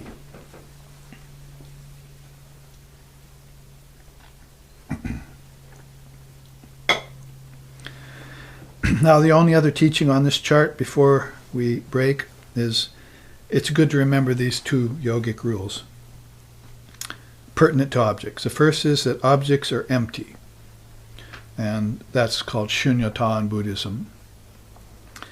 A, empty of abiding substance. B, empty of the ability to fulfill you. You cannot take it with you, for instance, they say.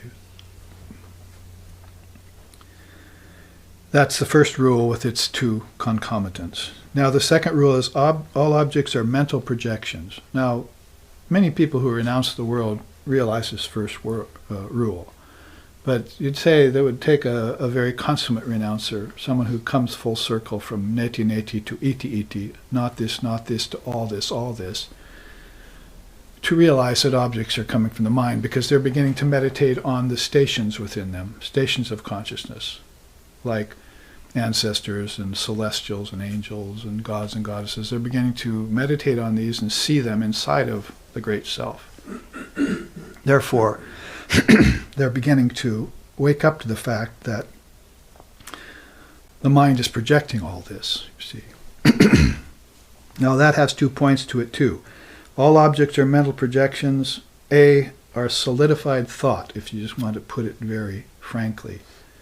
Holy Mother used to say that. Said, these objects are just thoughts made concretized by your mind. It came out of your mind. And nature provided the elements, no doubt, but nature's insentient. It can't put them together. Consciousness does that, you see. And consciousness that's conditioned does that. And to the degree that it's conditioned, it does it in either knowingly or half-assed, or ignorantly, you see.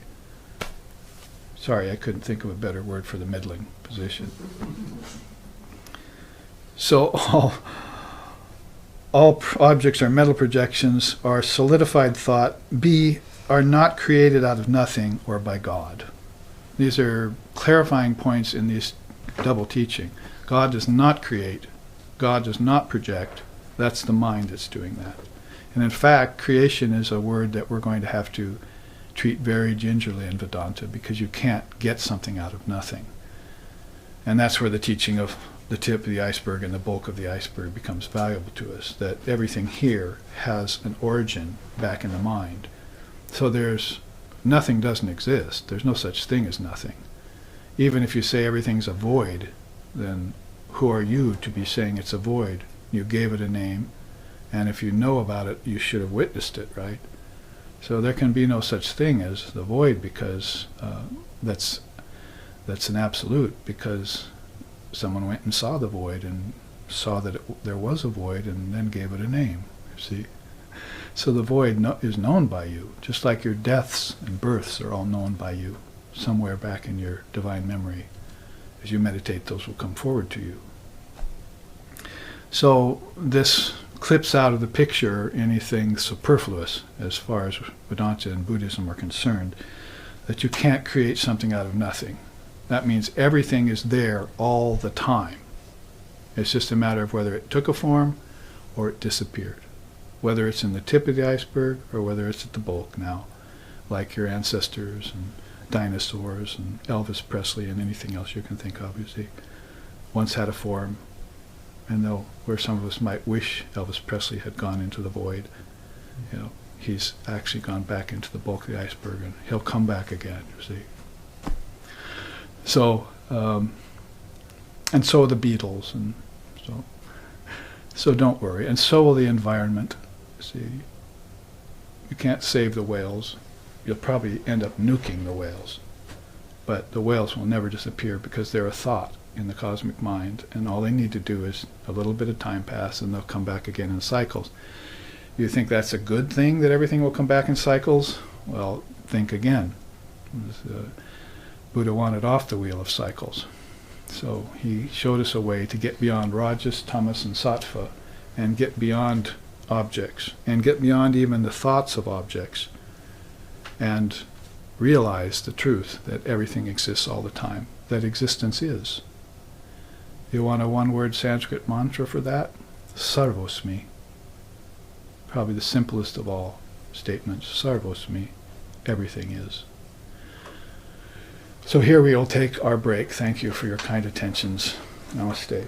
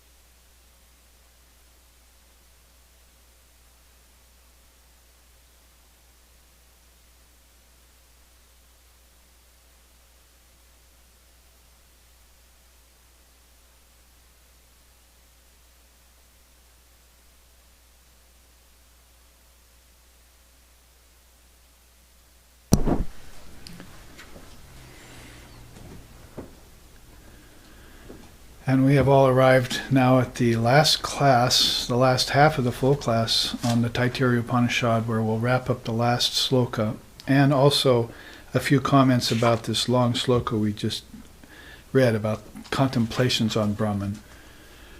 Usually when you're able to contemplate on the non-dual Brahman, that's called samadhana in Vedanta, basically a concentration that is so honed that it thinks about God alone and never has any problem with any other insinuations. That's very rare that you have that kind of untroubled meditation that's even just beyond happiness and peace, but is really a focus on non-dual reality. Advaita Vedanta talks about that a lot. But since that is very rare, then they're giving us a kind of concessionary teaching that we meditate on all of these, on speech and on prana, and on the celestial phenomena, on strength, on lightning, on fame, on light, on procreation, immortality, and all of these should be meditated on in order so that you gain a full idea of what the manifestation of Brahman is like. They call that saguna Brahman, Brahman with attributes.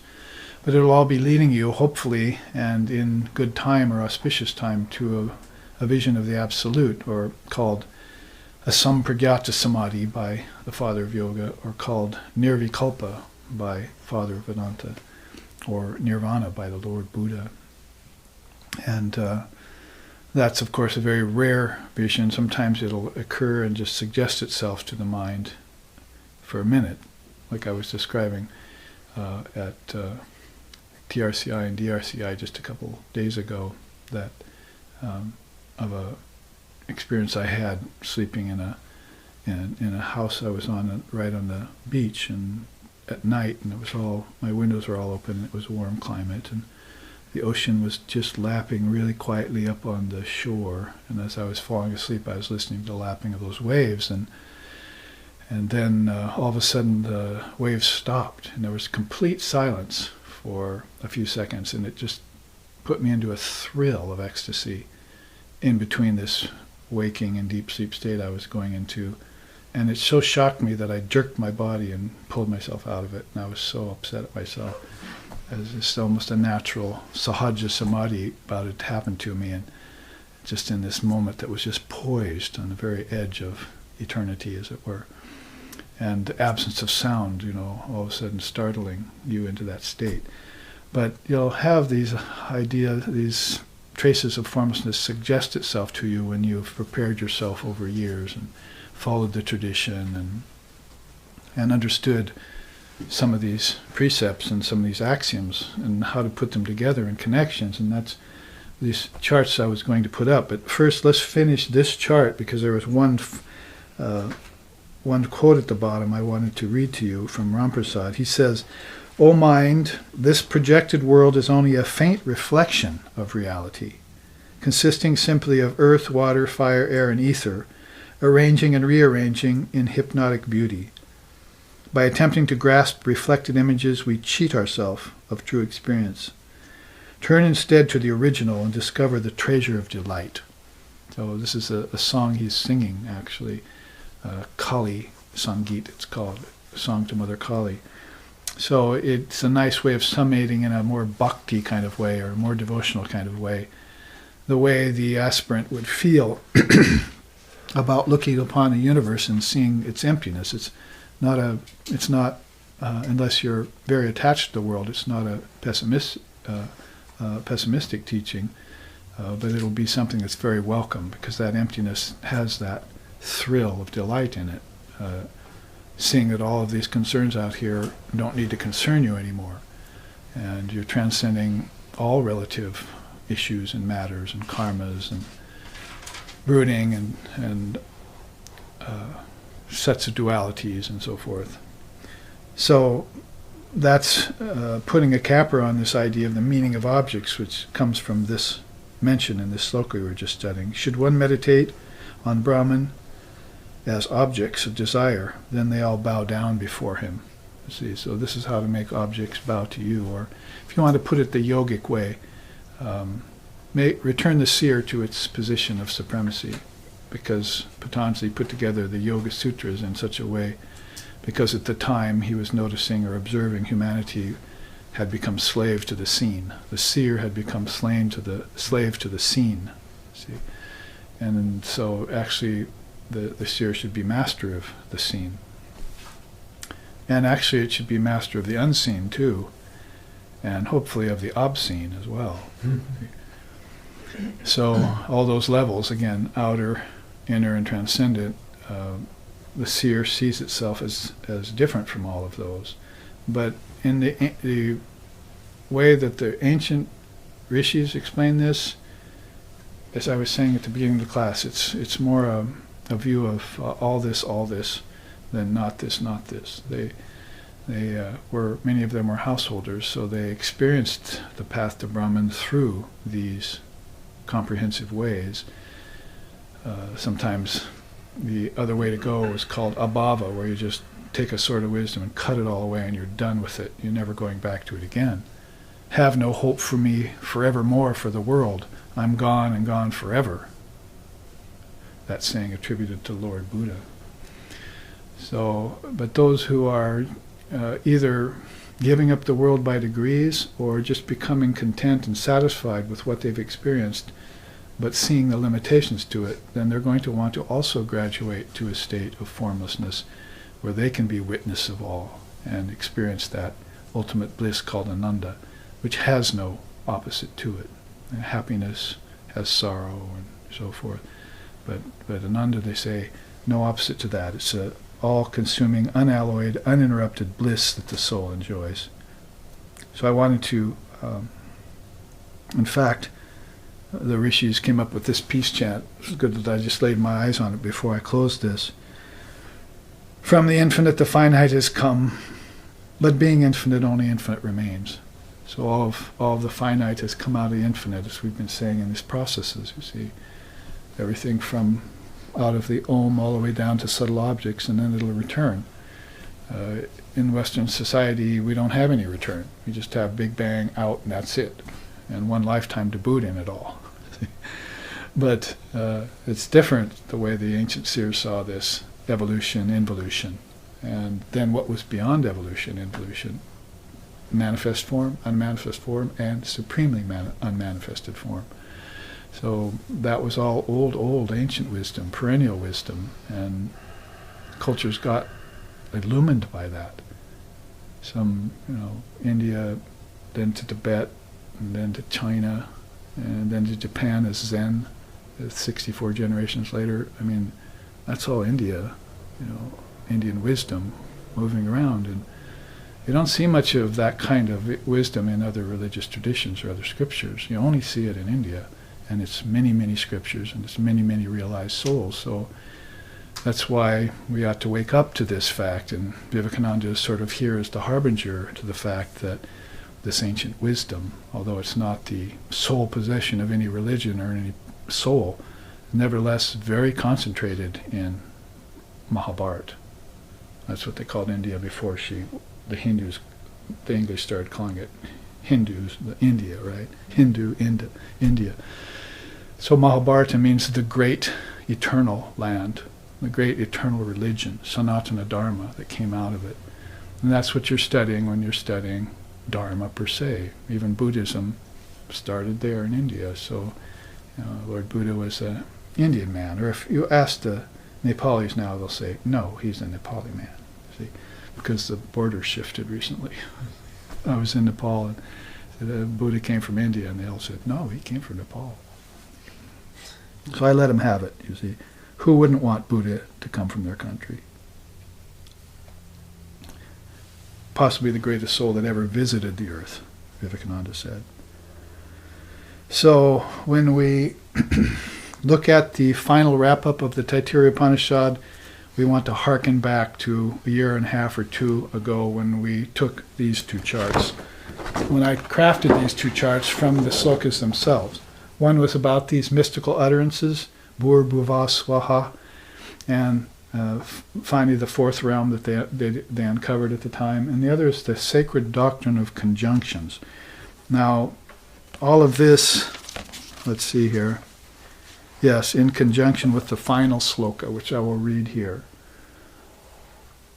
Now remember, we just talked about Brahman as strength, Brahman as prana, Brahman, all the meditations you're doing, that all this here is Brahman. You're beginning to bring that idea into form, the formlessness into form, as it were, and sign it all as Chittabhasa, or reflection or expression of Brahman here.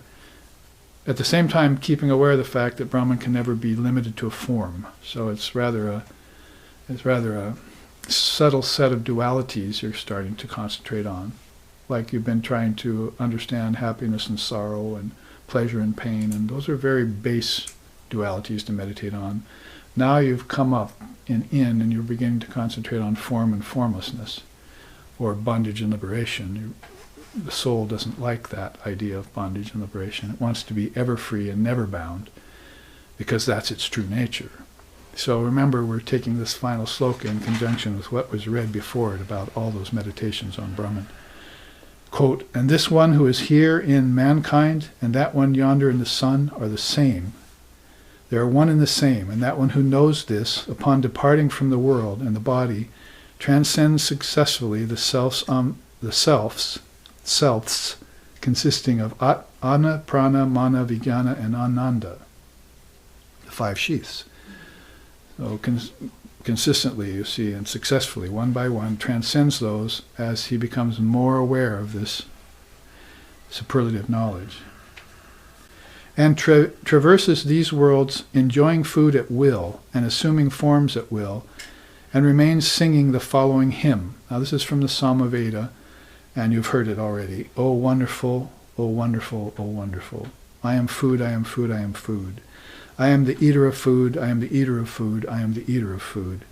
I am the combiner, I am the combiner, I am the combiner.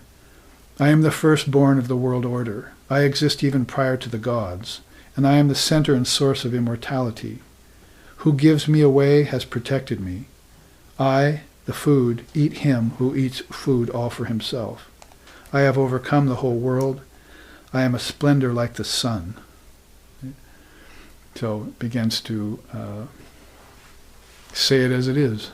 It's had the full realization because of this step-by-step process and this involution that's culminated in realization of the formless Brahman as all. So the four Mahavakyas come out of that. I am Atma Brahma, Tattvamasi, Aham Brahmasmi, and Pragyanam Brahma. Those all mean basically the same thing, but Pragyanam Brahman means this self is the highest intelligence, you see, up the scale you're having here. And Tattvamasi means that, thou art. That Brahman with a capital T, Tat, thou art, you see. And I am Atma Brahma means this self is Brahman. I'm seeing no difference now that I've stripped away the five sheaths. And then I just see the essence as the essence.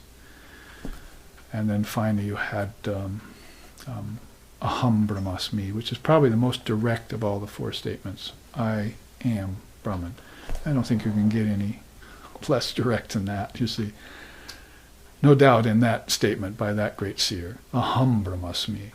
Aham usually goes for the ego, but now the ego is being replaced by the real self, the Atman. Aham Brahmasmi, that I am Brahman, you see. So that kind of realization happens only at a very high level, and that's why we study a scripture like this, or scriptures like this, so that we can too make this step-by-step inward journey and not leave any stone unturned. See? Any corner not looked into with a spotlight. Now how that relates to here is this part about I am the combiner, I am the combiner, I am the combiner.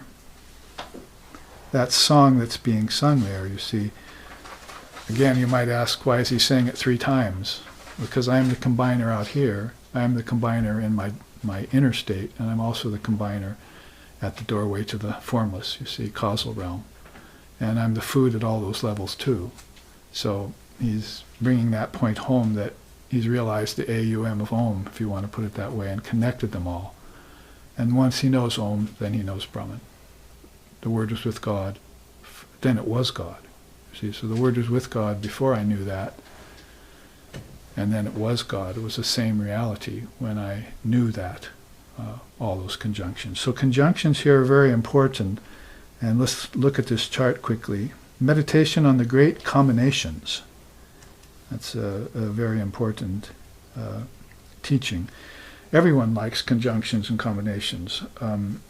People, even before they enter into spiritual life per se, like the idea of things commingling.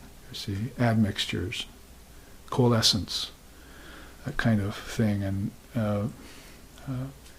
they'll like the idea of, say, the goddess is one, but there are many goddesses, you see, or something like that.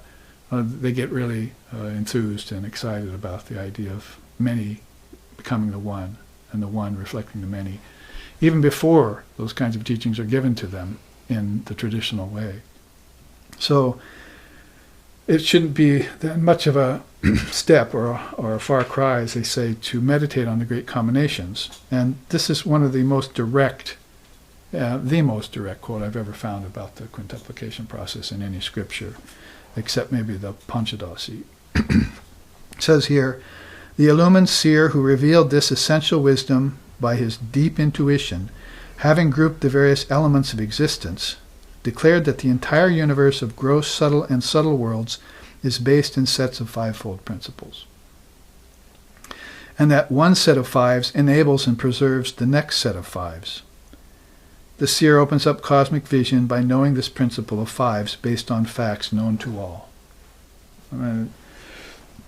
Cosmic Quintuplications is the name of my recent book. That is the book that will be signed a few months from now. The other one, Manasana, we just signed, but this other one's already finished, and it has this chart in it and some other charts from Taittiriya Upanishad. Cosmic Quintuplications, I'm calling it. But, it's like cosmic tattvas or tattvagyan. It's the idea of fivefold mind, giving rise to the five subtle senses and five subtle elements, then that giving rise to the five gross elements and gross senses, all by the five pranas. So you're talking about other sets of fives too, like the fivefold sets that are a part of Maya, or the five kleshas, or the five this and the five that. But inside of the Tattvagyan system, the solution of the mind system, and Samkhya Yoga, you have this trickle-down process in fives. And the seers are saying, this is a rather easy and convenient way for you to understand this. It's not that complex. I mean, the idea of three worlds is kind of a complex thing for people who have been fastened to the idea that there is only one world for generations and lifetimes. But it's also welcome news to a person who's found the limitation of that one lifetime scenario, is not satisfied with it anymore. It doesn't make sense to them, and they want to move on and have definitive wisdom and teachings, dharma, that can affirm this inner movement for them, this involution leading to culmination in Brahman. So this is nicely put in the Taittiriya Upanishad, in its opening chapters. Now, as an example, you can see the middle. There's Ram doing his puja to Shiva. Beautiful stories about that in the Mahabharata and so forth. And the teaching of the Taittiriya Upanishad was around the five perceptible objects. So these are the main objects that in there they wanted you to meditate on. First, the universe. Earth, firmament, atmosphere, and air are what they want you to meditate on under the heading of universe. Earth is solid earth. Firmament, of course, is the ether. Atmosphere and air would be the vibration and so forth. These are all conjunctions. You ever thought about it, what your earth consists of? Maybe you're taking in account some air, wind, that kind of thing. Some ideologies in the West don't even take into account the fifth element. There's only four elements to them: air, fire, water, and ether, and earth. But ether isn't even figured in yet. And ether was what inspired Einstein and others to start thinking in terms of space and so forth. But again, they were thinking about it only in terms of the physical space, outer space. But inner space is another ether entirely. Kingdoms of heaven within, seers and sages and munis and those kinds of yogis are beings that have explored those territories. So we'd have to say we disagree with Captain Kirk here. You see, space is not the final frontier, not outer space. That only comes from inner space. And here's a way of understanding the conjunctions around you, what you're really experiencing when you're here on Earth. Now you move on to across the board to light. Fire, sun, water, and lightning. That is, water would be the reflector of sun. That's why it's said in the Taittiriya Upanishad that fire is established in water and water is established in fire, as it's the best reflector of light, maybe except a mirror.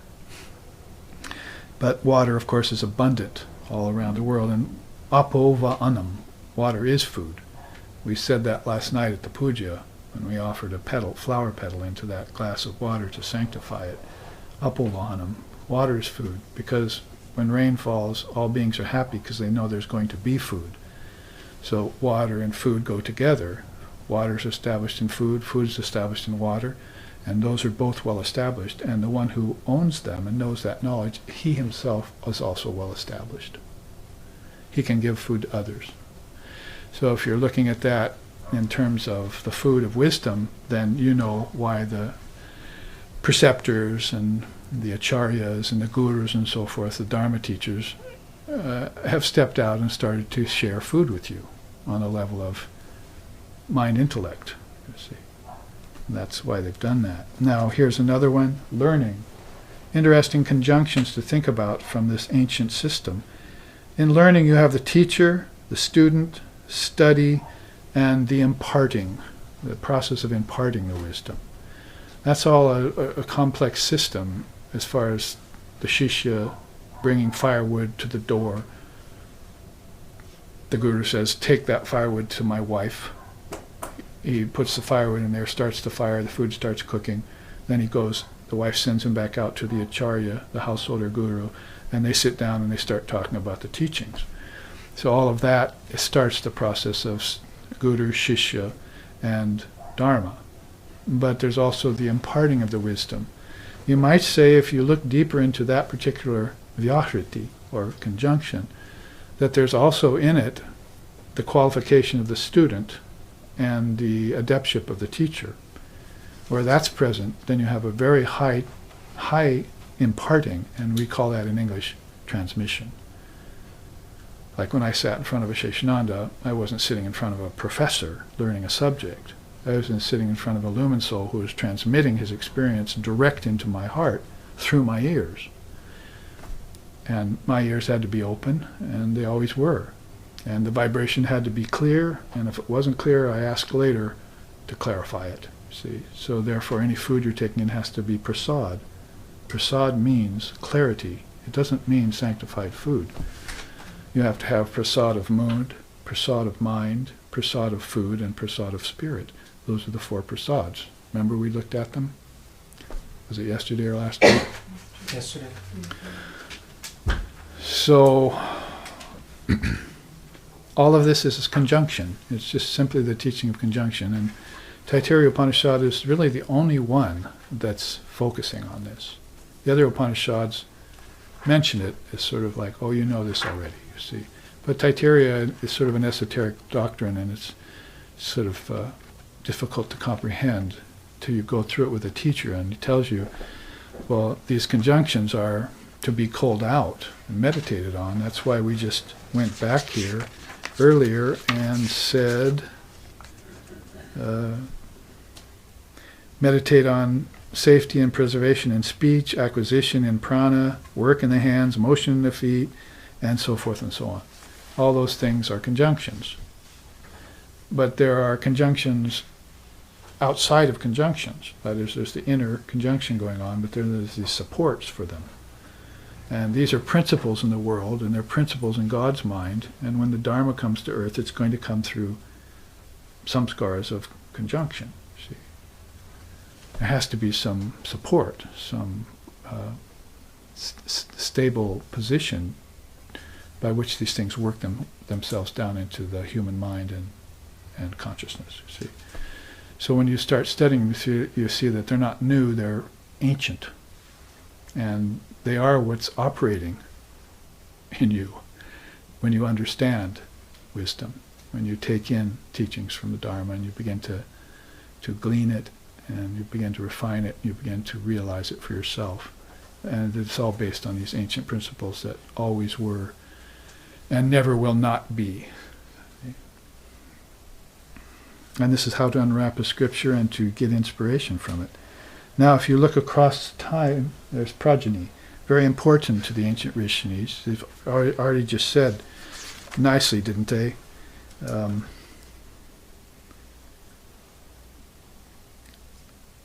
Strength and lightning, fame and cattle, light as stars, procreation, immortality, and joy in the generative organ. See? What's there in most people? Lust in the generative organ. Attachment to name and form. Domination. All sorts of problems are there in the generative organ. That's the second chakra, right? Anus first, root of the spine, and then there at the generative organs is the second. Then third is at the gut, fourth is at the heart, and so forth. Inward and onward. So the rishis, what to speak of just having a pure idea about that, or just saying it how it is. So here, progeny is mother, father, offspring, and procreation. And that's a composite package, you see, under the heading of progeny. That's a conjunction. It doesn't take much to understand that if you're going to have children as a householder nowadays, but you're not thinking of it as a sacred conjunction that's mentioned in the scriptures, and that you're going to want to practice certain austerities before you have the child so that a higher soul will get attracted to you, and therefore you can be of benefit to the society. That was the whole idea behind the householder rishi.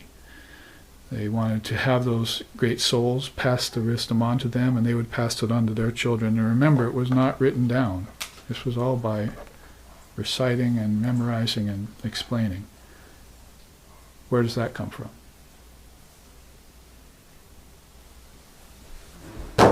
Learning.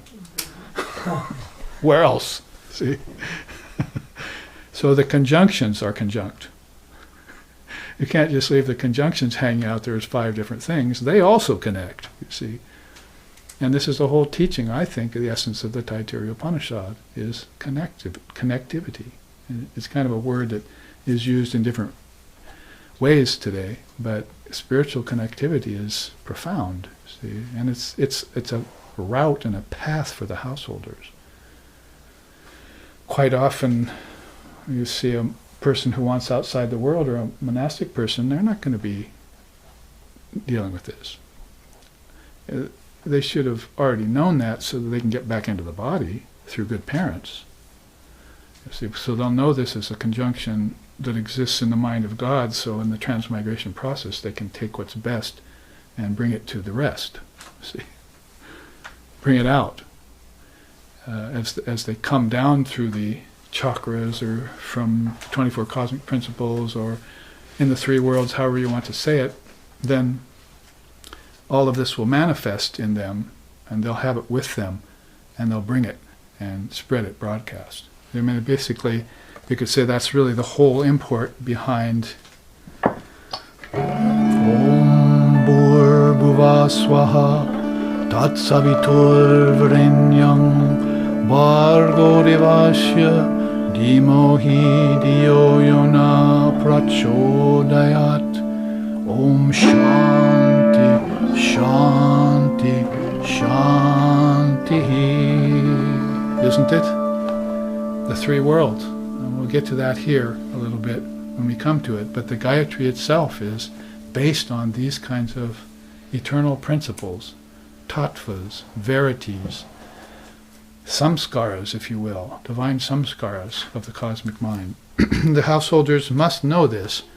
The monks probably aren't going to teach this or be that much involved with it anymore, you see. So this is why the Upanishads are so apropos and so good for this day and age, because there is a path that was tread by these great souls who are just like us, and who have understood how to fulfill their desires of progeny and wealth and so forth in the world, and do it without leaving any bondage for them, karmically speaking, anymore. And they'll come back as great teachers, great rishis themselves. They say that humans and ancestors are going back and forth. What about humans and luminaries? Isn't that a kind of cycle you want to get on? Do you want to join the company of the saints and seers? Ram Prasad sings, "Oh, when will I be so blessed as to join and dance with Chaitanya and speak with Jesus and learn from Lord Buddha and listen to Muhammad?" You know, he puts all of the great leaders of the different religions, because in that realm there is no religion. There's just universal religion.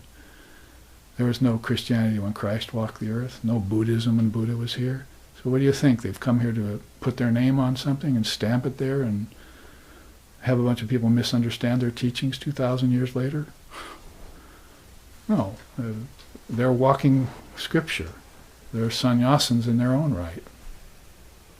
They have a new chart called Christ the Sannyasin, which I've taken all his teachings out of the Bible that are specifically relegated to renouncing the world.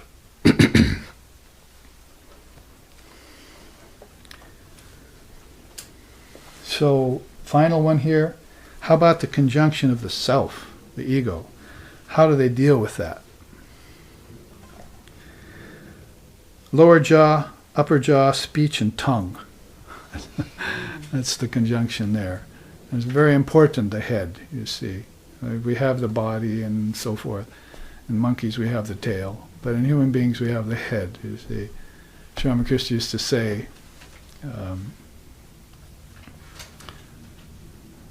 the center of the vision is between the two eyes, but its two eyes' gaze is always fixed on the lower centers, where eating, drinking, and sex life are going on. It means that this is your true mind, this is your true sight. Why is it rolling down, in ignoble places and preoccupying itself with these commonplace or even detrimental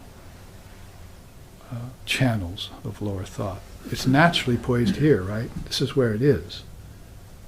And it's not only your two eyes, but your third eye are right in the forehead, you see. So that's how Sri Ramakrishna used to look at it. So you talk about speech, lowered, because they just told us, right, meditate on speech and you get great power, you get Vedic wisdom. That was the penultimate sloka, remember? So now we're talking about this vyahirti, or this conjunction, where you have to think of upper jaw, lower jaw, speech, and tongue. It's like saying the power of the tongue to speak, you see. Not just the power of the tongue to taste, but there's also the power of the tongue to speak. So speech is in the tongue. And Sri Ramakrishna used to say again, Saraswati sits here in my throat. I know nothing. She knows everything. So I open my mouth and she speaks through me. See? None of this wisdom is mine. It all belongs to her. So you must establish her at your throat center. You must ask her to visit there, reside there, you see, for as long as you need to speak. Then, when you don't need to speak anymore, just go up, you see. Attend this center, Mother, so I can have visions. And then let me out the top of my head, you see. Drive me out of my mind, one song Ram Prasad sings.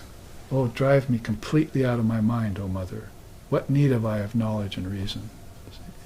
So he gets to a place where he just wants to transcend the whole shooting match.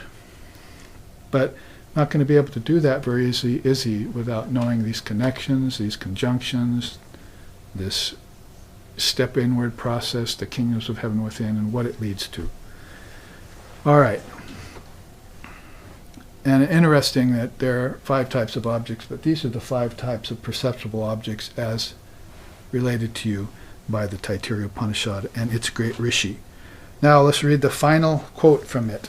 One should meditate on the elements that compose the universe, namely earth, intermediate space, heaven, sky, the 4 innate directions, fire, air, sun, moon, stars, water, herbs, plants, trees, ether, and one's own body, including skin, muscle, bone, and marrow.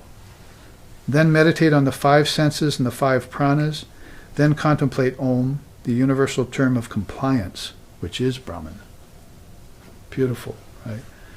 So to summate all those meditations and all those aspects, knowing their inherent connections, and then contemplate them. Why?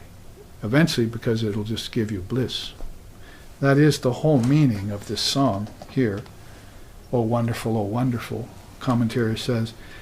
Original passage is a Vedic stanza in the Sama hymn. It accounts for the prelation of some of the vowels, interposition of additional letters, and interjections suitable to the mode of singing.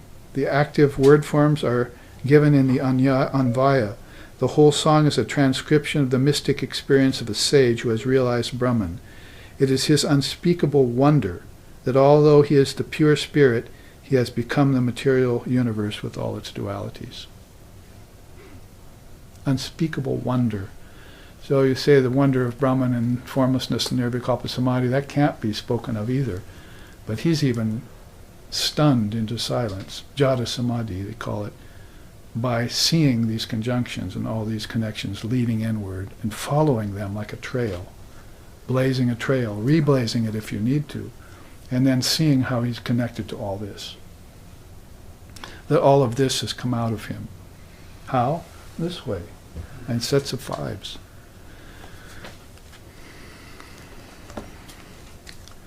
All right, we revisit that chart. Now let's revisit this chart and close. That means basically, here you see the 4 celebrated mystical utterances. The Upanishad says, Bhur, Bhuvaha, Swaha. These are verily the 3 celebrated mystical utterances. In addition to these, there is a 4th one, which Mahachamasya proclaimed. He was a great rishi. That one who meditates upon these, called the 4 Vyahritis, comes to know Brahman, and to him all the gods bring homage. So now they're talking about it in terms of all of these. So what I did was I put the utterances there and numbered them. Bhur, Bhuva, Swaha, and Maha, they call it. That Mahachamasya saw in his deepest meditations, they say. And there you see the others that are yet to be discovered. Janaha, Tapaha, and Satya, or Brahma. So those are the 7 worlds, right? 3 worlds with 7 subdivisions, you might say. So Bhur, Bhuva, Swaha, Maha, Janaha, Tapaha, and Brahma, or Satya. And so these are the 7 worlds. They're each presided over by a great soul. Those are called Saptarishis. I could sing you a song about it. Saptarishi Mandalike Jnana Yogi Rishivar Brahma Sukha Chodakara Swayam Hiyayite Shri Rama Krishna Ekadin. Beautiful song written in present times about these 7 realms and how Vivekananda was the main rishi of this realm, Satyaloka, and came down out of that to earth to help spread this kind of wisdom. Now, associated with each of them, earth, fire, Rig Veda, and prana, the in-breath, here. See, it's like in-breath is life, as I say, it's like birth. Associated with the second one, inter-regions, air, Samaveda, and apanaha, the out-breath. So you'll leave this realm with an out-breath, and you'll then move into bhuvaha, if you're going from world to world. And, this could be at death, or this could be in meditation, either one. Better if it's in your meditation first. The third world, swaha, or they're calling it suvaha there now, heaven, sun, Yajurveda, and vyanaha, the arrested breath. Sometimes they call that kumbhaka. It's kind of samadhi. So you're getting into a higher and higher realm where the breath gets arrested and you're finding a very high imperium heaven there. As far as Maha is concerned, sun, moon, Brahman, and food. Brahman means Om there, as the Taittiriya Upanishad explains. So now you're getting, you might say, the source of food. That's where beings are going to need food as you step down these 3 realms, you see. And food is going to become denser and grosser as you reach the planet Earth and the body, where fetus and sperm and ovum have all been produced from food. And then that's at the most fundamental level. When we say gross world, we don't mean grossly horrible, although it can be that. We mean just not subtle. So gross, subtle, and causal are the way you look at that. And what else is here? You can see some of the things I put on this image, which was by a good friend of mine on the Big Island named Gary Dickens. I don't know where he is, but if you're watching Gary, get a hold of me, because a lot of his beautiful images were used, a couple of them on my CD covers, and then in this chart I've used this one of Saraswati. And the lotus petals or leaves down there both provide a way to put all of these alambanas or supports for meditation in front of us. Breath, senses, sun, mind, prana, body, stars, thought, moon, water, trees, herbs, flowers, ego, and living beings are some of the ones that I strew across that periphery, you see.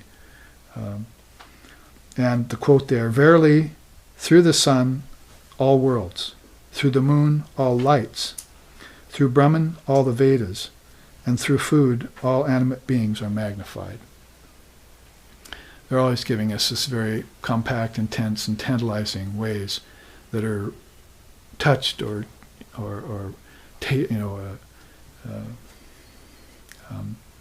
imbued with inspiration and some mysticism, you see. Some poetry, too, is there.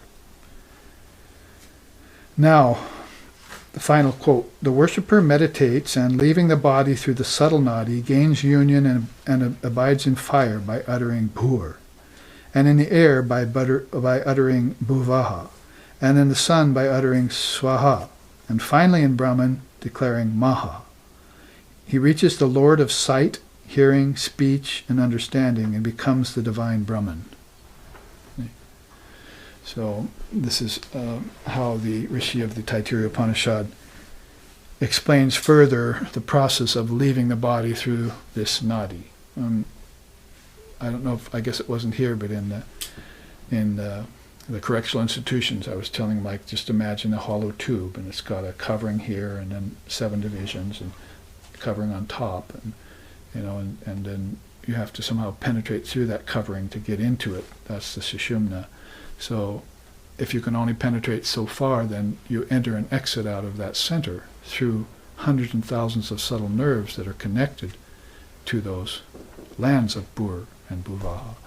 But if you raise the consciousness up, that is, you understand and you do away with fear and doubt, and you begin to ingest scriptural food, and not only ingest it but digest it, then you open up these higher centers and you'll exit in and out of those. The devotees, the master said, comes in and out of the heart center when they take a birth.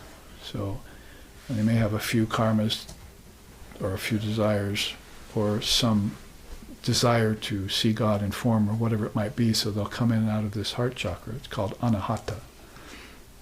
Then, throat and third eye, there's only 2 petals there, you see. And so these petals get less and less because there's less and less involved in getting in and out of them. And rarefied elements where souls will pass in and out. The 2-petaled thing to me is a stream of souls leaving Brahman to incarnate in the worlds, and a stream of souls going back into the other petal to unite with Brahman again, or at least with the Word, because that's the center for the Word. The Word starts here humming, and then it refines as it moves inward, and finally it turns to light. Shabda turns to Jyoti. And in here, zip the lips, I can't tell you anything about it. 1,000-petaled lotus, Sahasrara they call it.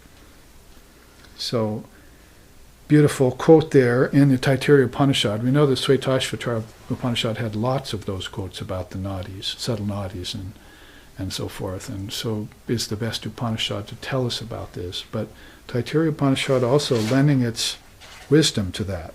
See, leaving the body through the subtle nadi.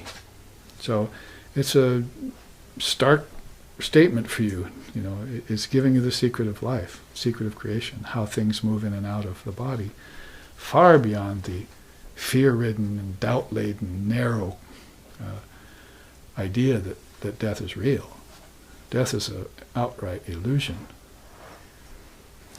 There is only eternal life for the Atman. There is no death.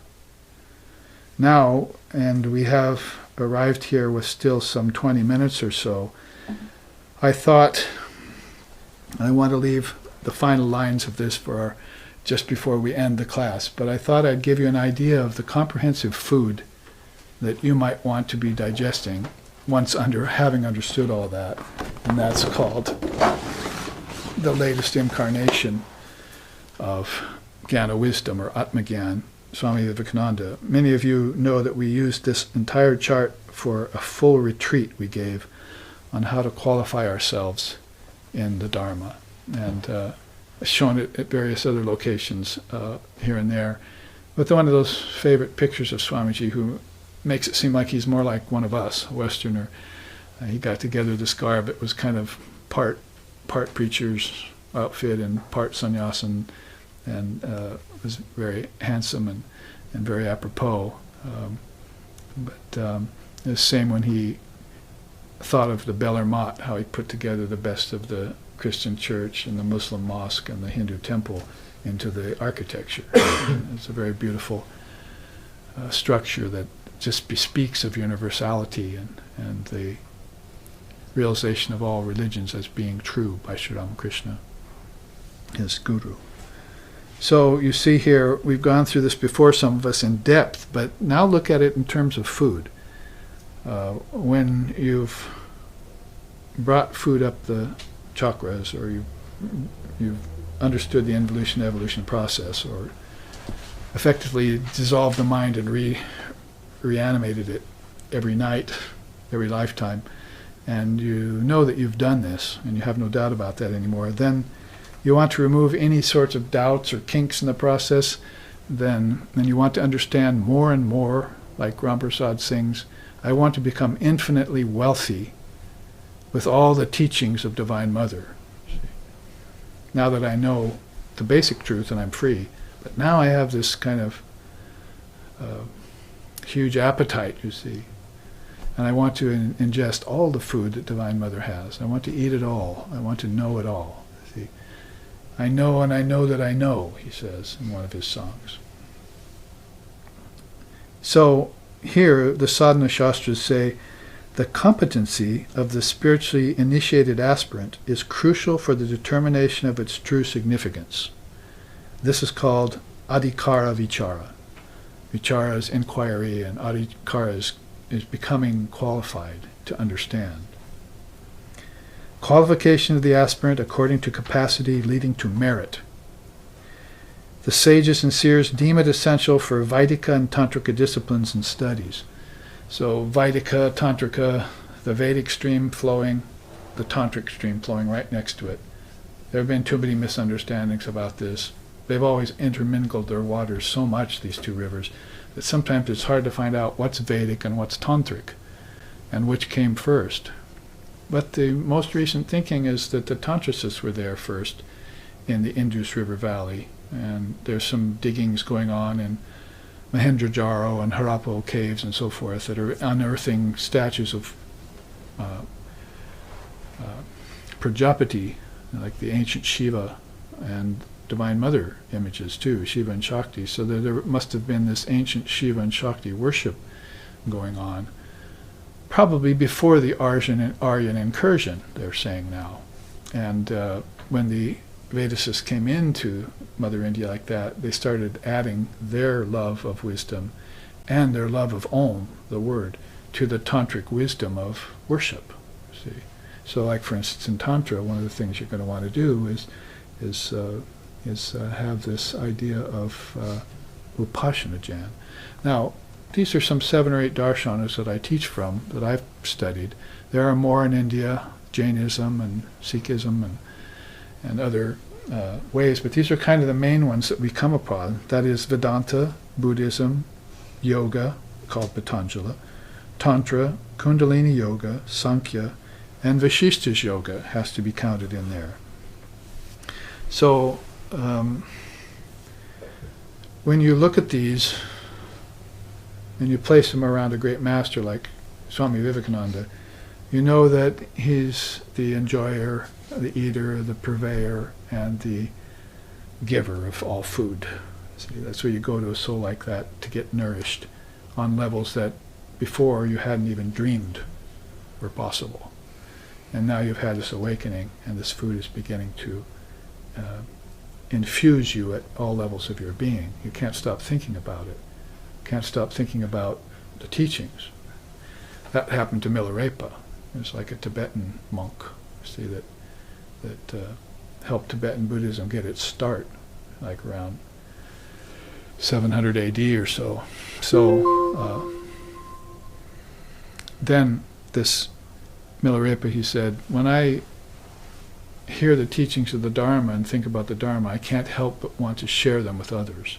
So he's got this real urge, this divine urge to make these teachings broadcast. So that would come to us in the form, and we only have a short time to look into this, but come to us in the form of food. So think of these as sort of a banquet, and he's the chef. And, this is what he has to feed you with, and it's going to be extremely nutritious for you. Of course, what I've done is put a one word, as hard as it was, I've crafted out one word underlined under each one of these. If you think of Vedanta, you're probably going to think of neti neti. Not this, not this. It's a quick sword cut to all delusion. If you think of yoga, you'll probably think of 8 limbs, Ashtanga. If you think of Samkhya, 24 cosmic principles, right? The Tattva Vid. If you think of Vasishta's Yoga, what's he saying there? He's just giving Ram Atmagyan, and more Atmagyan, wisdom of his self, to get rid of that little tendril of Maya about compassion for sufferings of the people that he saw on his pilgrimage. Ram is in a depressed state when he came back. So Vasishta had to remove that Maya from him so he could understand that everything was Brahman, and that he could move amongst the suffering and help them without being impeded. So Atmagyan is there. If you think about, back to the top on the right-hand column, 37 limbs of enlightenment is what you think of when you think of Buddhism. It's a very complex system and very rich. If you think of Tantra, Upasana, Tantra likes God with form. It likes to worship. It likes the deities. Tibetan Buddhism has of all the Buddhist schools, Tibetan Buddhism has that predilection for the Buddha fields and the forms of Buddha and the great saints and seers and so forth. If you think of Tantra, that's Upasana Jnana. Upasana, meditation Jnana on the deities, as it were. Kundalini, you'd have to think probably, you could choose a lot of things there, but you'd have to think Shaktipat. You'd have to think Divine Mother's power. And then later think about how she rises up the 7 centers. So that's kind of a one-word summation, as hard as it was to do. Now in the remaining minutes, feast on this. Vedanta has several bullet points there. Vedanta is going to want you to know sadhana chatushtaya. See? And if you come to know that, then you have probably its only system of teaching. Vedanta is just a declaration of truth. And so you come to it, you're probably ready to hear that truth, and that settles all your matters. It's a sword stroke, as I said. But there is one system of truth that has you look at Viveka, Vairagya, Samo, Dhammo, Titiksha, Uparati, Samadhana, and Shraddha, and Mumukshutvam. Those are called the 4 treasures and its 6 jewels. So that's one, again, declaration of a practice that you usually don't find in the Vedanta. What else would you find there? Teaching of the Pancha Koshas. We had that here. Upanishad, Vedanta means Upanishad. So when you're studying Upanishad, you're in the midst of Vedanta. What else? 4 yogas. You'd have to cite those. Jnana, Bhakti, Karma, and Raja, or Dhyan. Those 4 yogas are territories of Vedanta. Vivekananda brought those and even wrote books on them. So you give talks on them that were transferred into books. And finally, what I mentioned today in terms of this chart here, the transcending the three gunas, that is trigunatita. You want to think about the cycles of things and get off of cycles of things. Here you'd be doing it by connections, wouldn't you? Other places you might be doing it by, I renounce my ancestors, I renounce the body, I renounce birth and death. Iti neti neti, right? Now, yoga, what will you be taught there in those bullet points? I would say most important of all for us in this day and age is yamas and niyamas. People jump to this, asana, you see, various twisting their bodies into prostral shapes, and that's stopped there. But what you really want to know, that's the third limb, but you haven't encountered the first and second limbs yet before you went to asana. Because when you sit like this, even if like the American Indians did and the Hindus do, you're raising a powerful energy in the spine without knowing it. See? And if it comes up to impure centers, it's going to bring poisons down, up and down with them. And that's obvious in the practitioners of the West today, how many poisons are there and how many obstacles are developed and how they're not getting enlightenment and on and on and on. So enough time has passed since the 1960s, or if you want to look even further back, 1893, that we should have heard about these four yogas and put them in place traditionally in the right way and not encountered all these obstacles that we're encountering. Obstacles in us that are turning into, if you want to talk about connections, polluting the environment. It's coming right out of impure mind, you see. All the problems that we have are coming out of mind. Didn't we look at that yesterday? Diseases of the mind. They come out of the mind. So if the mind's in good, fine, fettle condition, then your environment and your nation is in good condition, and it's helping other nations. It's not unaware of the yama of asteya, right? Asteya means non-coveting. Well, that's in the yamas, you see. So you started practicing asana before you understood asteya, and ahimsa, non-violence, and brahmacharya, moderation of appetites. No, you have to get these first 10 principles. Remember, fives again. You have to get these yamas and niyamas together before you sit, at least to a good extent. So that's just an idea of how important the first two limbs of yoga are, or should be to us. Now, lambanic quintuplications, and we've already gone through that thoroughly today, under the auspices of this Upanishad. That is, the fivefold meditations that you do on these 5 tattvas. Shared by Tantra, by the way. Now, Kriya Yoga, pranayam, because you want to become aware of the prana, chitta vrittis, your positive and negative thoughts. That's a really powerful teaching. We'll have some teaching on that Saturday and Sunday at the seminar. Chitta vrittis are very important yogic teachings. Yoga chitta vritti nirodha is the second sutra of yoga. It means if the mind can become free of vibrations, it can prepare itself, qualify itself for enlightenment. And finally, pratyahara, withdrawing your mind and senses from the objects. Those would be key parts of yoga. Samkhya, the ancient system, the 24 cosmic principles. And that's shared also with yogic. See how everyone took the 24 cosmic principles from Lord Kapula's system and rendered them into different systems. The Shaivites added 12 more, 36 cosmic principles, like a sort of spiritual one-upmanship, you see, and started to explaining the inner worlds more specifically, like the worlds of Ishvara and the worlds of Sadashiva, and started adding definition to it. Then Trividam Dukkam, the 3 kinds of sorrows. Some thousands of years later, Lord Buddha was born in Kapula's birthplace, called Kapilavastu. And he came up with the 4 Noble Truths, starting with there is suffering. So thousands of years before that, Lord Kapila had come up with the 3 sufferings, Trividam Dukkam. You see the connection there? what is it about Kapilavastu that's got a penchant for trying to see through your sufferings, you see, and sent you two great beings to the same birthplace? Now, 10 tenets of Samkhya Yoga.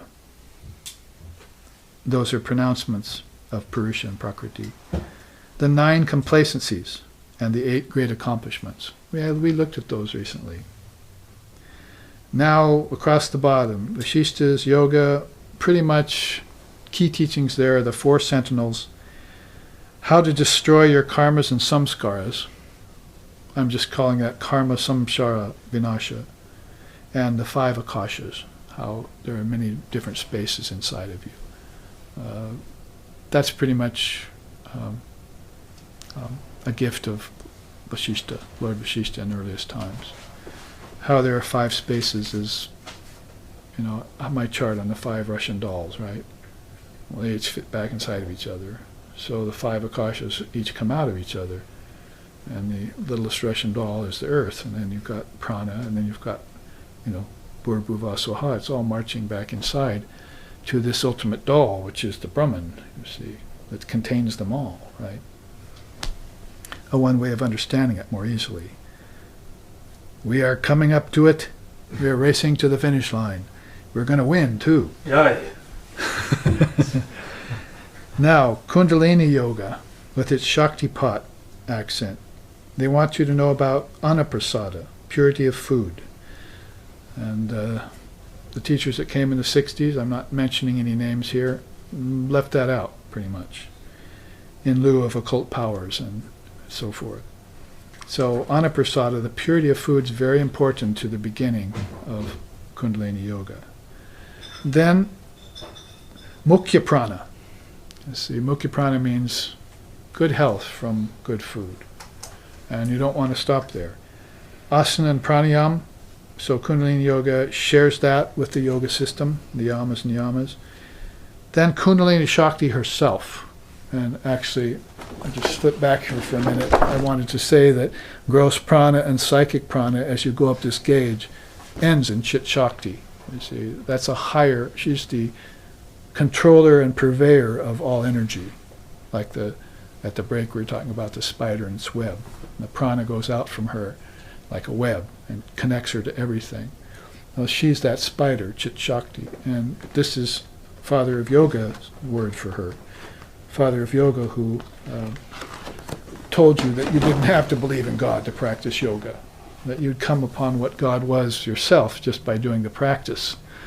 So he's talking about a Divine Mother principle. Kundalini Mother herself. Then, of course, the 6 chakras,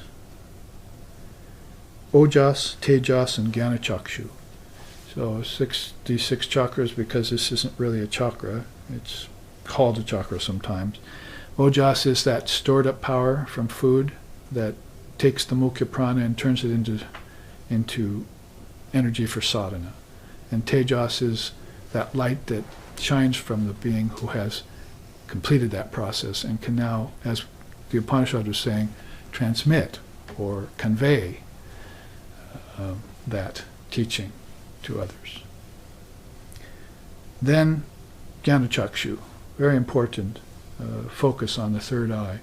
As I've said before, that is I found that in 7 different religions of the world, not just in India, and not just in Christ saying, if thine eye be single, you shall know the truth, but in Taoism and Buddhism, the Dharma eye, and the white dove descending, and in Gnosticism, and there are all sorts of other religions and movements that speak about the importance of this center.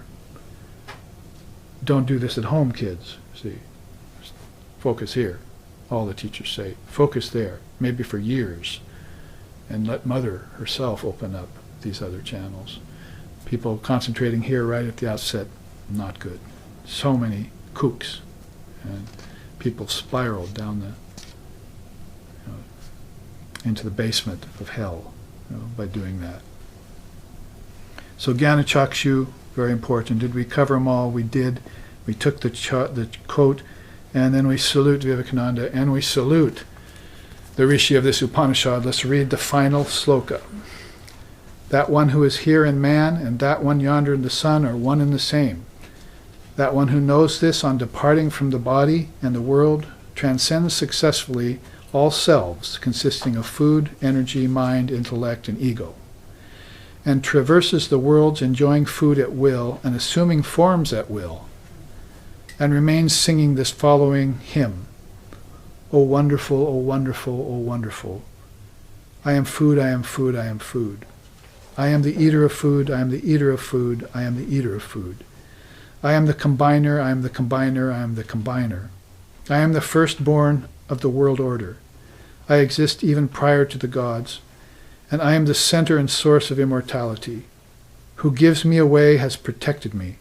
I, the food, eat him who eats food all for himself. I have overcome the whole world. I am a splendor like the sun. He who knows this has the results herein mentioned. Thus ends the sacred doctrine. Thus ends the sacred doctrine.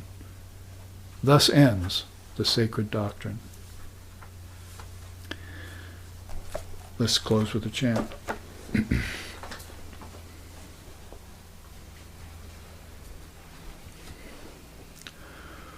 Om Tachnayo, Om Tachnayo Rarinni Mahe Gatung Yagyaya Gatung Yena Pataye Daivi Swastirastu Naha Swastir Manusebhyaha Urdhvam Jagatu Besajam Samnavastu Dvipade Samchatushpate Om Shanti Shanti Shanti. May we make a wide open and sincere offering of everything into the Great Self. May we always revere the Lord and Mother of all offerings and delight in this sacrifice.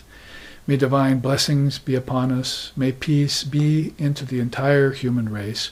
May well-being, prosperity, and healing then also abide among us. Om peace, peace, peace. May peace be unto us. May peace be unto all. Om Hare